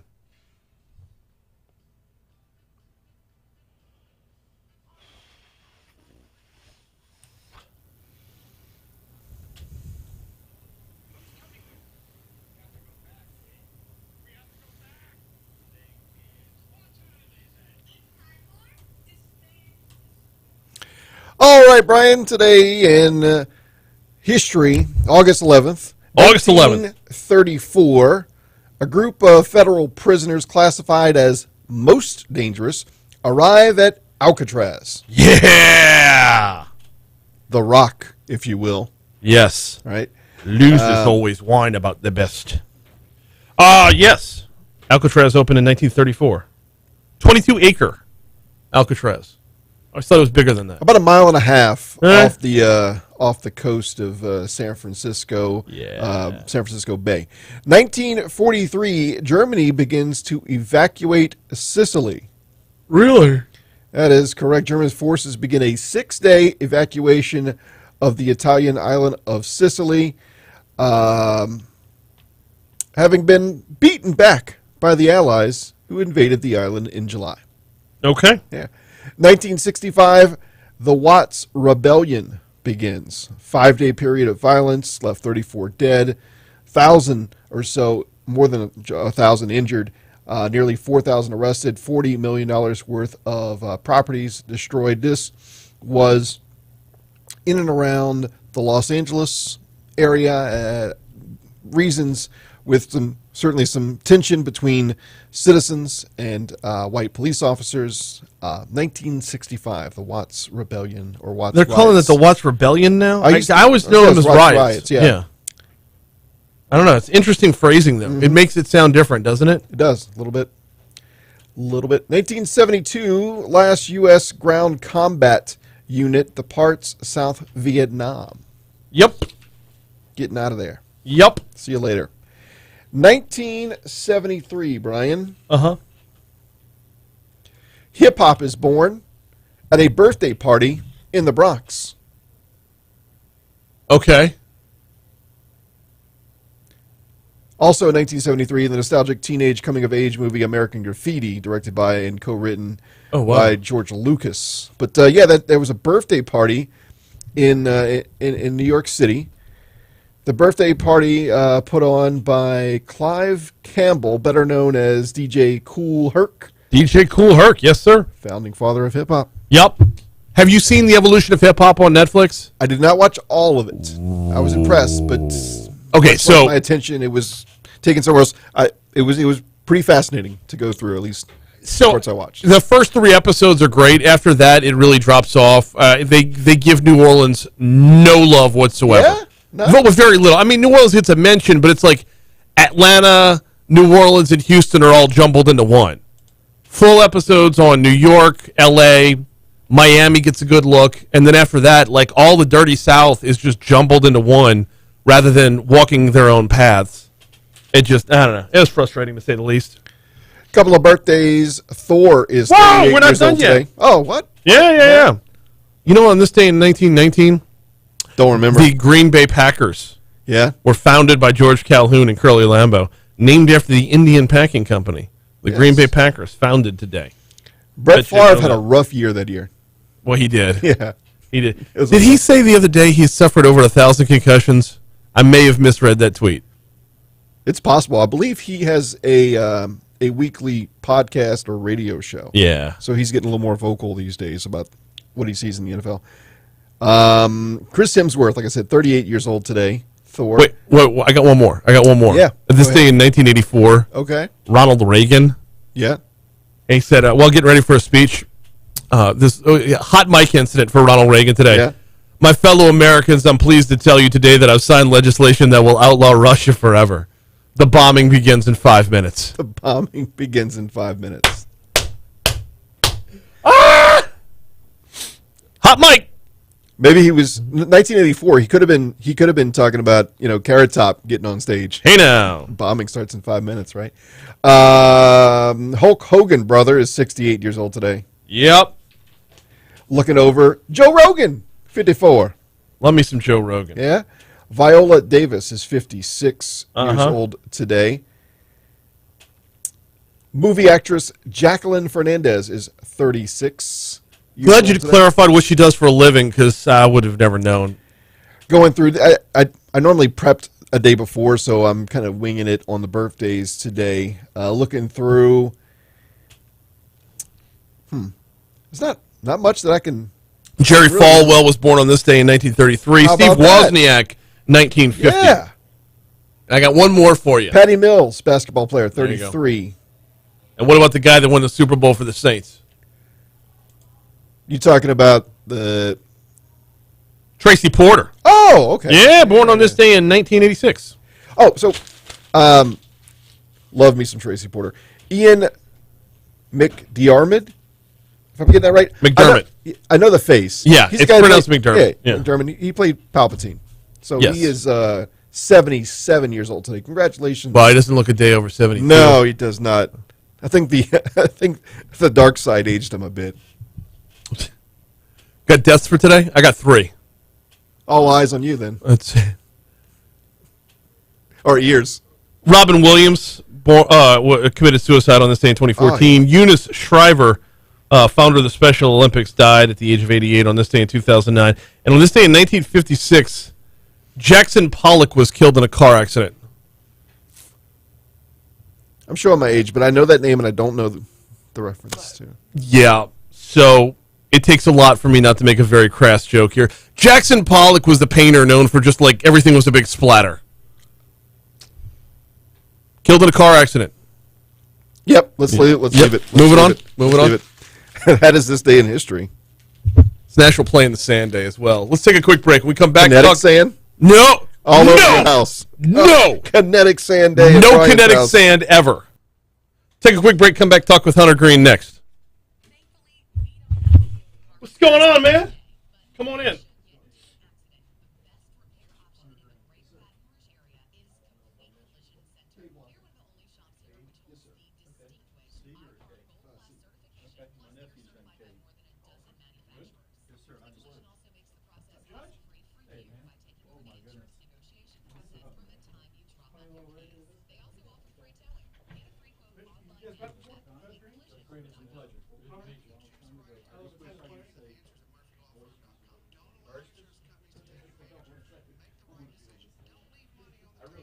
I really teach linguistics. I just do that for the purpose of the show.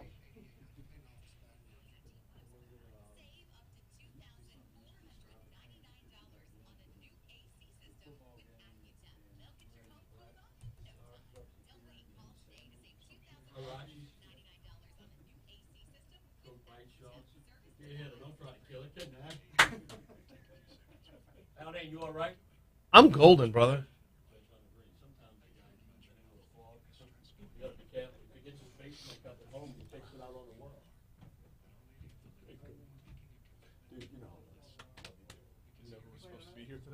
Cito? Yeah. He didn't show. You know, I was talking to the eye so you go in there with you. We'll nail this. Coach, I like to blast. You know, what are you doing to keep programming the school sort of thing? He's no shit. That's old as everything. Coach, see, that much. Remember when I ripped it? You know when I ripped him? Yeah. He never does. I might say pony that for Monday, dude. Okay. All right. Okay.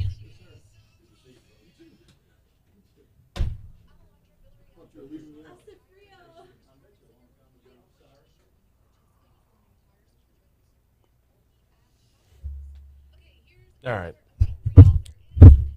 Yeah, come on in, Hunter. going on tonight? Things good. I'll just sit here. Yeah. Okay. We play tennis. Oh, nice. Bigger league. Yeah.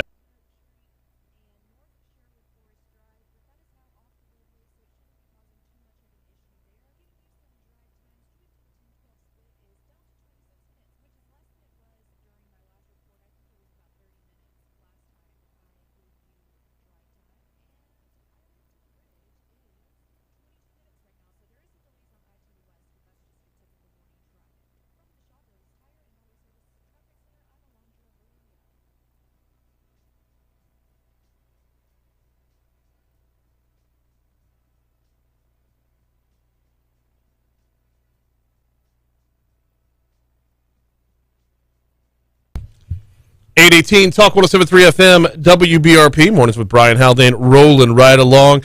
Not too soon to start talking about the upcoming election season, and we're diving right in. Judge Hunter Greene joins us now. How's it going, Judge? How are you? It's going wonderful. It's nice and hot out there, and it's fun putting up signs this time of year. I bet.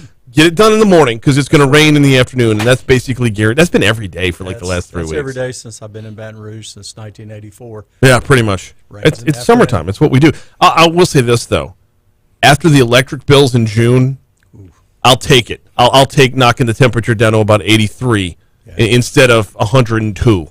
It was nice out there this morning. Very much so. All right, so you're running for the Court of Appeal. Yes. And you're hoping to move over from family court. Why make a move? Why? What appeals you about this? I've been a judge for 8 years, and I've been a district court. I try matters, all family court matters, and I just think it's the right time for me. I'm 56. I have no grandchildren. I have 3 children that are successful and independent. My wife and I have been empty nesters for a number of years, and I believe I have the right experience with my legislative experience, my county background, to be able to decide things on the First Circuit. What is the role of the Court of Appeal? The Court of Appeal reviews any kind of appeals that come from 16 different parishes comprise the First Circuit. And the judges are a panel of judges that decide if a judge made a mistake, an error of interpreting the law, or if the judge abused the judge's discretion that the legislature has given to that judge. Is that a difficult spot? I mean, because basically you're telling colleagues they got it wrong. Right. And that's, like I said, I served in the legislature. There were times that I debated with people that were my friends, and sometimes I voted against their bills. Sometimes I amended their bills. Sometimes they amended mine. That's just part of it. I have to follow, as a judge, what's written in the law and in the Constitution. It's not about being a friend with anybody or being an enemy of anybody. It's just this is what the facts are and this is what the law is, and I have to determine whether or not that judge made a mistake. How much of your experience in the legislature plays into your current role and the role you're looking for? Well, it gives me a perspective of when I read the law is, I was there one time drafting laws, and, I may not like the way the law is written, but I have to apply it that way. So I believe, just different words that are used. I have been in with drafters that are up at the legislature, and I've drafted things, and we say the words we say when I was in the legislature for a reason. And so to me, it gives me a perspective that I think I can use in the First Circuit. I want to talk a little bit about process when something comes to the First Circuit, when something comes to the Court of Appeal overall. Let's talk about the process. How much do you dive into the original case versus the way it was ruled upon? Like, is there a difference there that you're picking up where they left off, or you're starting over from scratch? Well, it depends on what kind of case it is, and then where it might be a writ where it's something more immediate, like, hey, the judge did this, and we want to look at this particular issue, whether or not the judge should have allowed some evidence in or should have not allowed some evidence in, and then whether or not the whole case gets appealed. And then it's never just it's always going to be at least a three judge panel. So it's going to be, there's 12 judges on the First Circuit. So they're again, 16 parishes, so it may be from St. Mary Parish it gets appealed up here. But the work of the First Circuit is very important because all your cases regarding any kind of state agency has to be filed in the 19th JDC, East Baton Rouge Parish. So all those cases get appealed to the First Circuit. It's a busy docket. That's a lot. It's a fairly large docket. How are things stacking up in that regard? This is more of a carryover question from family court because everybody's been backed up. Everybody's been backed up since the beginning of COVID, and we're just overrun with more reasons to fill up the docket. So, well, okay, go ahead. How do you, from your current post, how are you managing that? Because I would imagine a lot of those same, not traits, but the way you handle things in family court would transfer over to a court of appeal. Correct. So in the family court, we never shut down during the pandemic. We were holding court for emergency matters because we do custody. All the 4 judges do custody matters, domestic violence. So we continued to have court. We tried to encourage the attorneys to do it by Zoom if you could, but obviously you have child non-support, which is where the state is trying to go after one of the parent or both the parents for child support. If one of the parents has custody, then the other parent's not paying, the state goes and proceeds. So that's something you want to keep continuing to go because you don't want people just to not pay child support. So we didn't close down. We kept a pretty good handle on our caseload. So, the other courts with not having jury trials for a long time did get a backlog. So I think you're seeing those things kind of calm down a good bit. But, for us, for our court, we weren't requiring people to come with masks into court. And oftentimes it's more of a distraction because you can't hear them. Right. Even in the mics, you can't hear people speak. And I'm like, ma'am, sir, you can take down your mask. It's not required. Right. Right. Yeah. It was. I mean, it was a difficult time to get through, and I would imagine something that's got to be that personal. Something that's got to be that personal as family court. You need that level of interaction, that level of connectivity within there. Well, and there were a lot of parents who they would say, well, there's the governor's executive order that I can't transfer the child back to the other parent. And there was clearly exceptions for that, but there were a lot of parents seriously? There were a lot of parents that would argue, that, well, I can't because I'm in the healthcare field and I might be exposed and I don't want to give dad the children and I'm going to keep the children. So we had a lot of that. I mean, not for nothing, but kudos to whoever pulled that argument out. That is... that's one that I wish I had back in school. Like, I can't turn in my homework because I might give you COVID on the paper. Yeah. That is that level of excuse right there. I love it. In family court, sticking with family court for another minute. In family court, how difficult is it to remove emotion from a case versus sticking with just the, I'm sure there's different metrics that you have to follow, different, actual numbers. I tell you that it's easy for me to say that it's easy for me to do that.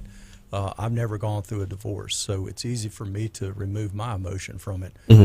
But it is difficult because you see litigants in my court that just they don't want to talk about the facts. They want to talk about the other person's personality. That right. And I try to explain to people, look, I didn't put you two together. Hopefully, God put you two together, and you had children. Now let's try to make the best of a bad situation and not focus on what you believe is what the other person did to you back during the marriage or did to you that caused the divorce. Moving over to the Court of Appeal just a little bit. The nature of most of the cases that reach the Court of Appeal would fall under what kind of category? The First Circuit takes civil, any kind of civil case, criminal, juvenile, family court cases. All those cases go to the First Circuit.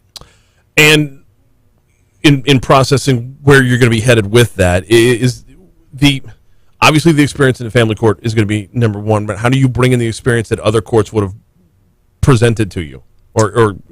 Well, when I practiced, my practice wasn't only family court when I practiced law before I became a judge. So from 1994 to 2014, I had a private law practice, and I handled successions,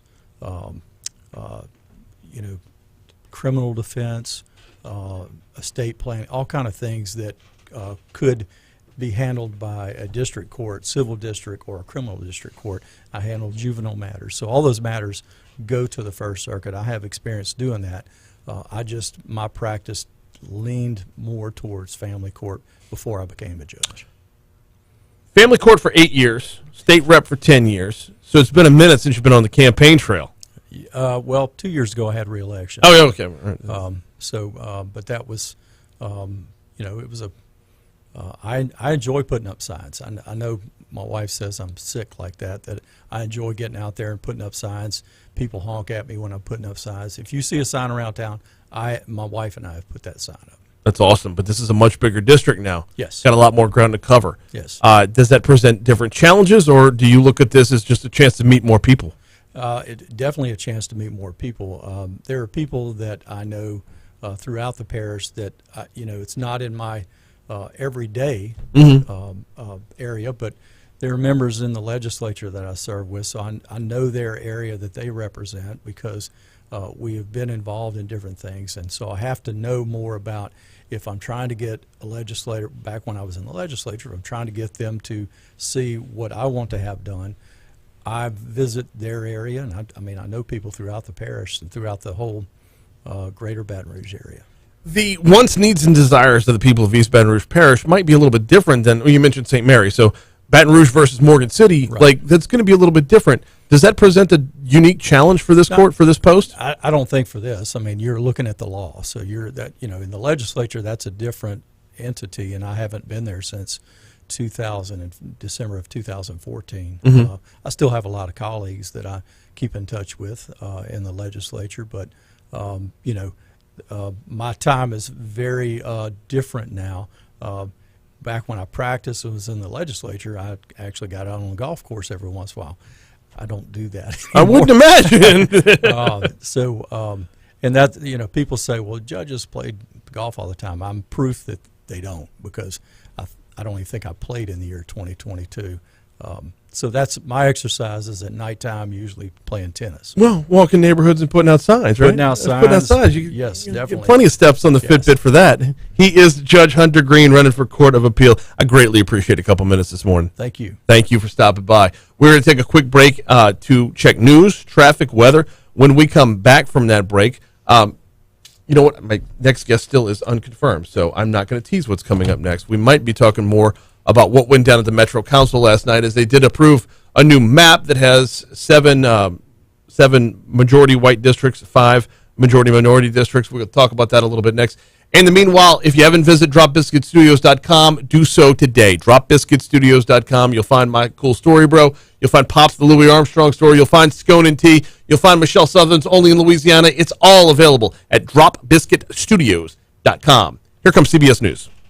Dude, enjoy Thank it, you. man. No, appreciate it, man. I apologize. I thought you were running for 19JDC. I don't know why that. I had that in my head, and I don't know why. The two opponents are 19JDC. So, they're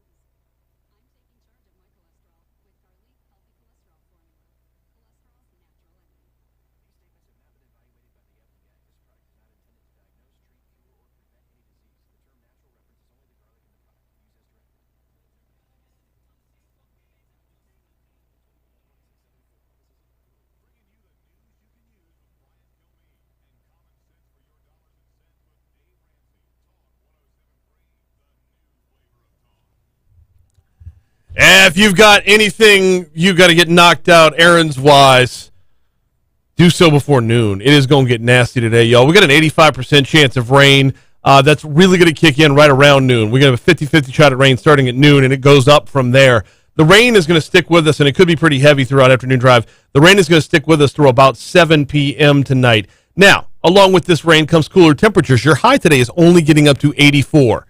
I know, 84 on August 11th. I'll take it. Overnight low tonight down to 72. We top out at 87 tomorrow, 88 on Saturday, 88 on Sunday. Got a 70% chance of rain tomorrow, 60% chance of rain Saturday, 35% chance of rain on Sunday. Right now we're at 78 degrees in downtown Baton Rouge, still looking at about 95% humidity.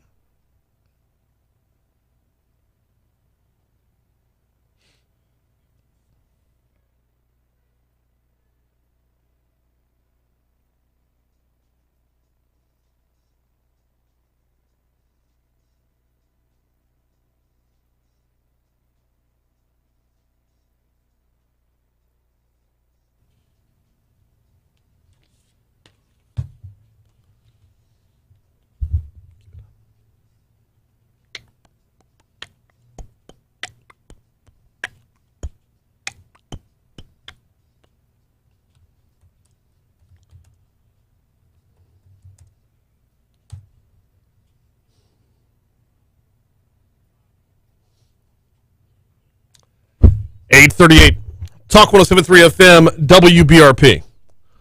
Mornings with Brian Haldane rolling right along. Thanks again to Judge Hunter Greene stopping by, talking about running for the Court of Appeal as he wants to move from family court over to the Court of Appeal. And that is the first of the candidate interviews we'll be doing leading us up to November 8th's election. It's going to be a huge ballot, y'all. There's going to be a lot going on. So if you are running for something, hit me up. Brian.Haldane at GuaranteeMedia.com. Shoot me an email. We'll get you on the show. I don't think I've ever said no to a candidate on I don't want to say in any race, but yeah, if you're running for something, let me know about it. We'll get you on for sure. So let's talk about Netflix a little bit. I just killed my dad. The Anthony Tomplay story, or the story of how Anthony Tomplay, what led up to him killing his father, Bert. Are you watching it? I'm 2 episodes in right now. Yeah, I know. You're supposed to binge Netflix, right? Can't do it. Can't do it. The wife and I get one full episode, we fall asleep. The next night, we'll rewind that previous episode about 10 minutes and then start the next one, rinse, repeat until we're done. But so far, very compelling. By the way, I guess I should go ahead and tease this now. Tomorrow, 7:15, Jarrett Ambo will be joining us to talk about the entire project, to talk about the Netflix the Netflix documentary, I Just Killed My Dad. So the story is being told. It's a little bit weird when you see the story in your own backyard. True crime is hotter than sunburn, right? Everybody talks true crime, whether it be Woody Overton's Real Life, Real Crime podcast, whether it be half of the to-do on Netflix. We're all very much compelled by real crime. So I want to ask this, and put your comments up on YouTube. Let's have a little bit of a conversation here. Is it different when it's here? How different does it feel when it's in your backyard? I got to tell you, this isn't the first go-around we've had where you know the players. This isn't the first time we've experienced where you are looking back on something that happened right up the road. Shenandoah is where they lived. Shenandoah is a pretty big subdivision here in Baton Rouge. We've all got friends in Shenandoah, don't we? This happened literally in their backyard. Dude, like, I'm watching episode 1, and they're talking about how Anthony Tomplay worked at Clegg's Nursery. I'm like, it gets very real very fast. It reminds me, when I was a kid, we had someone go missing from my hometown, and it was featured on an episode of Unsolved Mysteries. And it was really kind of odd, and maybe it made it even a little, I was young, but even made it a little more scary in a sense of like, man, this is, you see these stories and they happen everywhere, but now they happen in your little neck of the woods, and it goes, just, and especially when it's very close here. Yeah. So, well, the proximity does a lot. The proximity changes the game a lot. So, a couple questions for YouTube. First question is: is it hitting different for you because it's here? Second question for YouTube is: how are you? I don't want to say enjoying, but consuming the documentary. What are your takeaways? I got to tell you, after 2 episodes, the first one, I felt like Netflix was spelling it out to where Anthony Tomplay is just cold-hearted, or has no heart, has no feeling, has no emotion, no remorse, all these things to make him look like a cold-blooded killer. But the story has evolved since then. Fair warning, if you're going to participate on the YouTube chat, spoilers are there. Let's go ahead and make that an open thing. If you're participating in the YouTube chat, expect to see spoilers. Now, if you followed the case in real time, if you followed the case in 2019, as we did on this show, as we did in our Legally Served segments with attorney Franz Borghardt, as we did as the headlines broke and the story advanced, there's a lot from this documentary that I didn't have then. I will spare the spoilers on air, but I will tell you that there is a lot that still needs to be unpacked after 2 episodes. Kay, do you know how many episodes are in the whole thing? No? Well, I got it right here. 3. There's only 3. Okay. So I've got 46 more minutes to go, and then we're done. Jared Ambo's going to be on the show tomorrow. He did speak with Louisiana Radio Network. He said that a production company contacted him. Let's cut 10, please. This production company contacted him within days of the murder making headlines. We thought it was in Anthony's best interest, given the nature of the prosecution and the limited resources he had at the time. Okay, let me ask this question as well. Does the nature of our consumption of true crime documentaries change the nature of how the accused will be perceived? The true crime documentary I watched before this one was The Staircase, the Michael Peterson one out of North Carolina. And I watched both the HBO Max version and the Netflix version. And, well, first of all, completely different when you're talking about somebody who was pretty much a public figure and somebody who is a number of states over. You're looking at characters there. You're looking at people here. But they brought in a documentary crew to follow Michael Peterson in the days after being accused and through his trial and, well, honestly, for years to come after that. But does the documentary change the nature of the prosecution and defense? Does the documentary change the nature of how the players in the game will approach the game itself? Not that it's a game, but follow my analogy. By the way, and this soundbite was in news at the bottom of the hour as well. Without giving away spoilers, Ambo feels that afterwards his client viewed the series, or after his client viewed the series, it will help him to mend his relationship with his mother. As he saw a lot of communication and feelings on her part that he had never seen, he didn't even know existed. Because I promised not to have spoilers on the air, I'm moving on from that. But I'm kind of stuck on that first question, though. When it's in your backyard, how do you feel?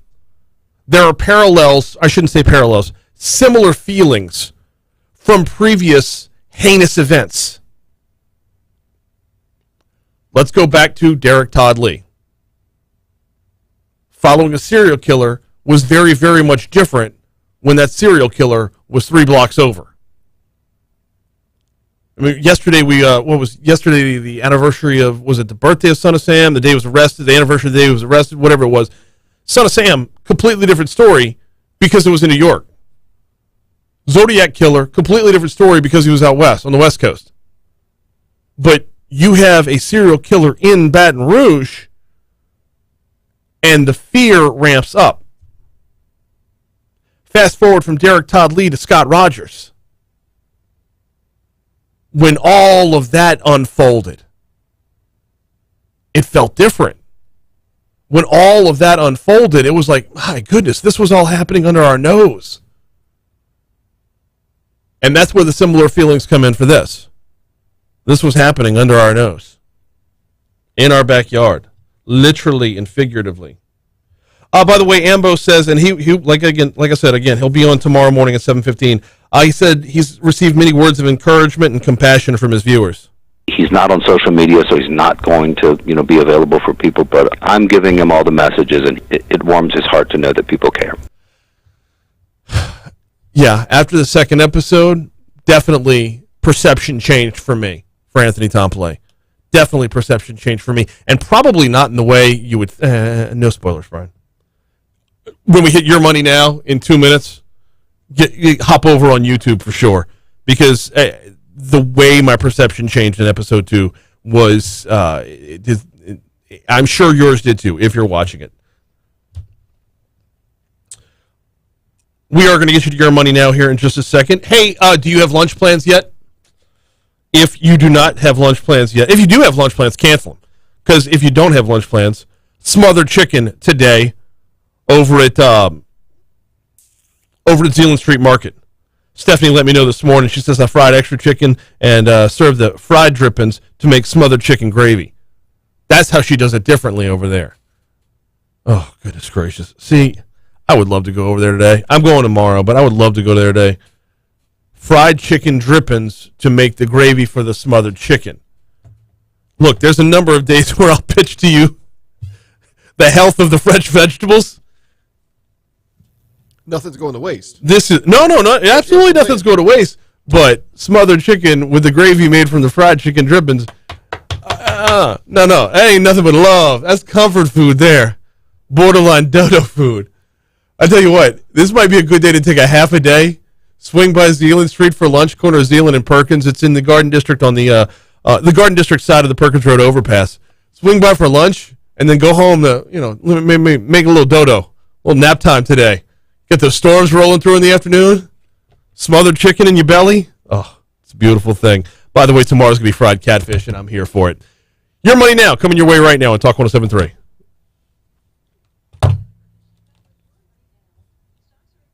Okay. The mother, the birth mother. What a useless piece of shit. I'm not heartless when it comes to the idea of victims of domestic abuse. I'm not heartless. But not just the mother, but the mother's mother. I'm not heartless to the situation, but at the same time, the level of frustration, the level of anger, just to see the way it played out, up to and including the cop coming up and picking up Anthony, I'd be like, hell's no. No. We're getting my attorney over here right now. This kid stays with me. You're going to arrest me all day long if you want, but this kid stays here until I have confirmation from my side that this is legit. How do you let your child, or in this case your grandchild, leave that house? And the whole story behind, I put up flyers. Bro. No. I just, the lack of effort to retrieve him was infuriating. I spent $1,000 on flyers. Okay. That and?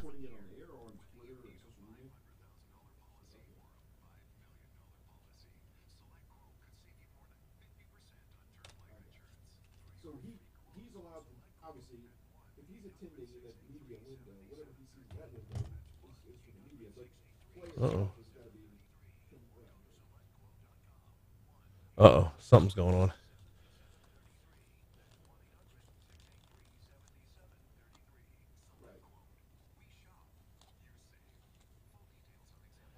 Kevin says, I will say the writing was on the wall when he first walks out in episode 1, no jumpsuit. I got a little confused with timeline and interviews. The timeline, okay, in the making of this thing, the timeline is jacked up. You're all over the damn place. Tell one story from start to finish, please. There's way too much jumping on the timeline to try and redirect their narrative.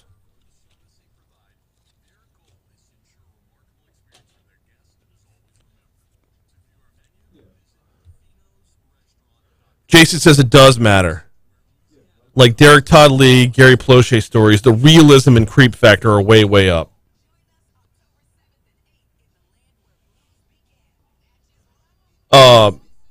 Byron says, I don't think she tried very hard, very consistently at searching. I agree with that, Byron, completely. And it was freaking unnerving. Your child is out there somewhere, and it's like, I put up flyers. Your child is out there somewhere. I rededicate my entire life to finding my kid. Not, I put up some flyers. And to be fair, maybe they're portraying her that way. But if that's the way she's being, I don't know. A lot can be done with creative editing, right? You can change entire narratives of what was said based off of the way the quote is pulled.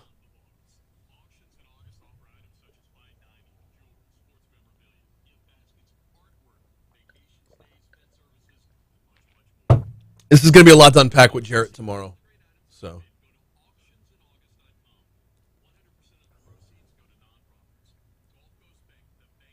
Did they ever do a doc on a serial killer in Baton Rouge? They had to do a Derek Todd Lee documentary, right? On the anniversary of, yeah.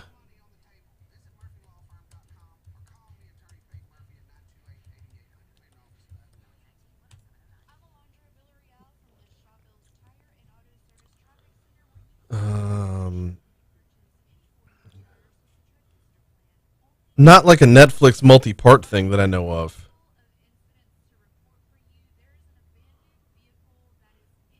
Yeah, back in June, WBRZ did the Baton Rouge, Derek Todd Lee, the Baton Rouge serial killer. WBRZ did that. I don't see a Netflix one on him.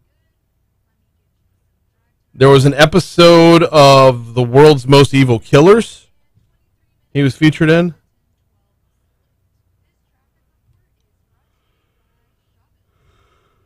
Excuse me. He was an episode of I Am a Killer.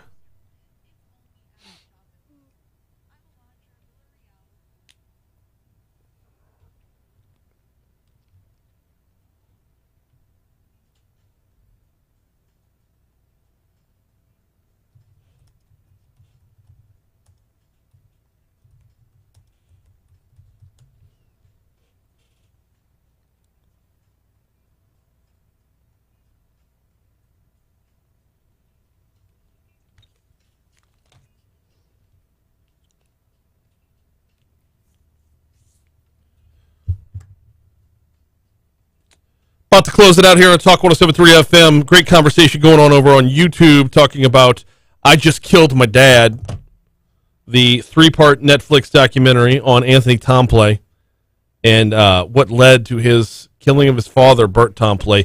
Like I said, Jarrett Ambo will join us at 7:15 tomorrow to talk about it. But I was asking the question on YouTube, like, proximity matters. And when the bad story happens in your backyard, it is infinitely worse. Who said that? Let me find the comment. Give me 1 second here. Darn it! Now I'm not seeing it now. But somebody on YouTube said it. Here it is. Jason says it does matter. Like Derek Todd Lee, Gary Plauché stories, the realism and creep factor are way up. Yeah, the creep factor is way up. You know, I did an interview with, oh, goodness gracious. It was the Investigation Discovery channel about Danny Rowling. He was a serial killer who killed a bunch of, I want to say sorority members in Gainesville, Florida. But he'd also killed some people in Shreveport, Louisiana. And I was talking with Hester after the show that day. That's the Scream guy, right? Yes. They based it on... Yes. Very loosely, but yeah. Yeah. So, the Gainesville Ripper, I think they called him or whatever. But in reading up on the interview, getting ready to do the interview, I learned that he wasn't just in Gainesville, he was in Shreveport as well.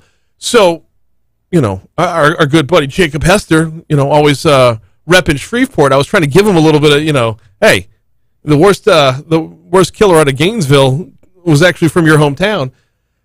And Hester comes right back at me. He's like, that dude lived 4 doors down from my parents' house. Like, how quickly does that get real? How quickly does that turn to have to say, yeah, this is in your backyard now? And when you know about it, it's different than when you don't know about it. Like, how many people did not know what was going on behind closed doors with Scott Rogers until it was after the fact? Side note, how many people after the fact were like, I knew that was no good. I told you he was rotten. Yeah, you can predict that after the fact. Or, go ahead and, call it like you called your shot, but no. He had a lot of folks fooled. A lot of folks in very high positions fooled. But it does change the nature of the game, big time. Hey, we got to get out of here in just a minute. Tomorrow will be Foodie Friday, presented by the Louisiana Beef Industry Council. BeefIt'sWhat'sForDinner.com is the website. BeefIt'sWhat'sForDinner.com is where you go to get your recipes, your cooking tips, your little hacks and whatnot. Also where you go to find your nutritional information on beef. Protein, iron, 10 vitamins and nutrients. BeefIt'sWhat'sForDinner.com is where you're going. Tomorrow, I believe we've got Rocco from Rocco's Po' Boys. And I believe we're making a Philly cheesesteak. I want to say that's right. I got to get with him after the show today and confirm, but that is where we're headed tomorrow. Also tomorrow, like we said, Jarrett Ambo will be in, and Jimmy Fredericks from the Knock Knock Museum are going to be by as well. So full slate coming your way tomorrow. Also, we might have to unpack a little bit more from that Metro Council meeting from last night, but that's not until tomorrow. After today's show on air, stick around. We've got the Fox News Rundown coming your way. Brian Kilmeade is on from 10 till 1. Dave Ramsey from 1 to 4. And then Jay Ducote will drive you home this afternoon from 4 to 6. Outside of that, one more time, if you have any errands to run them before noon. This afternoon is going to be a washout on the streets of Baton Rouge. We'll see you tomorrow. Okay, I almost stretched again. I need to stop doing that. YouTube, I will see y'all tomorrow. I don't know if Haggai's back in or not. So, but if not, I've got some things lined up in his stead. So, see you then. Later.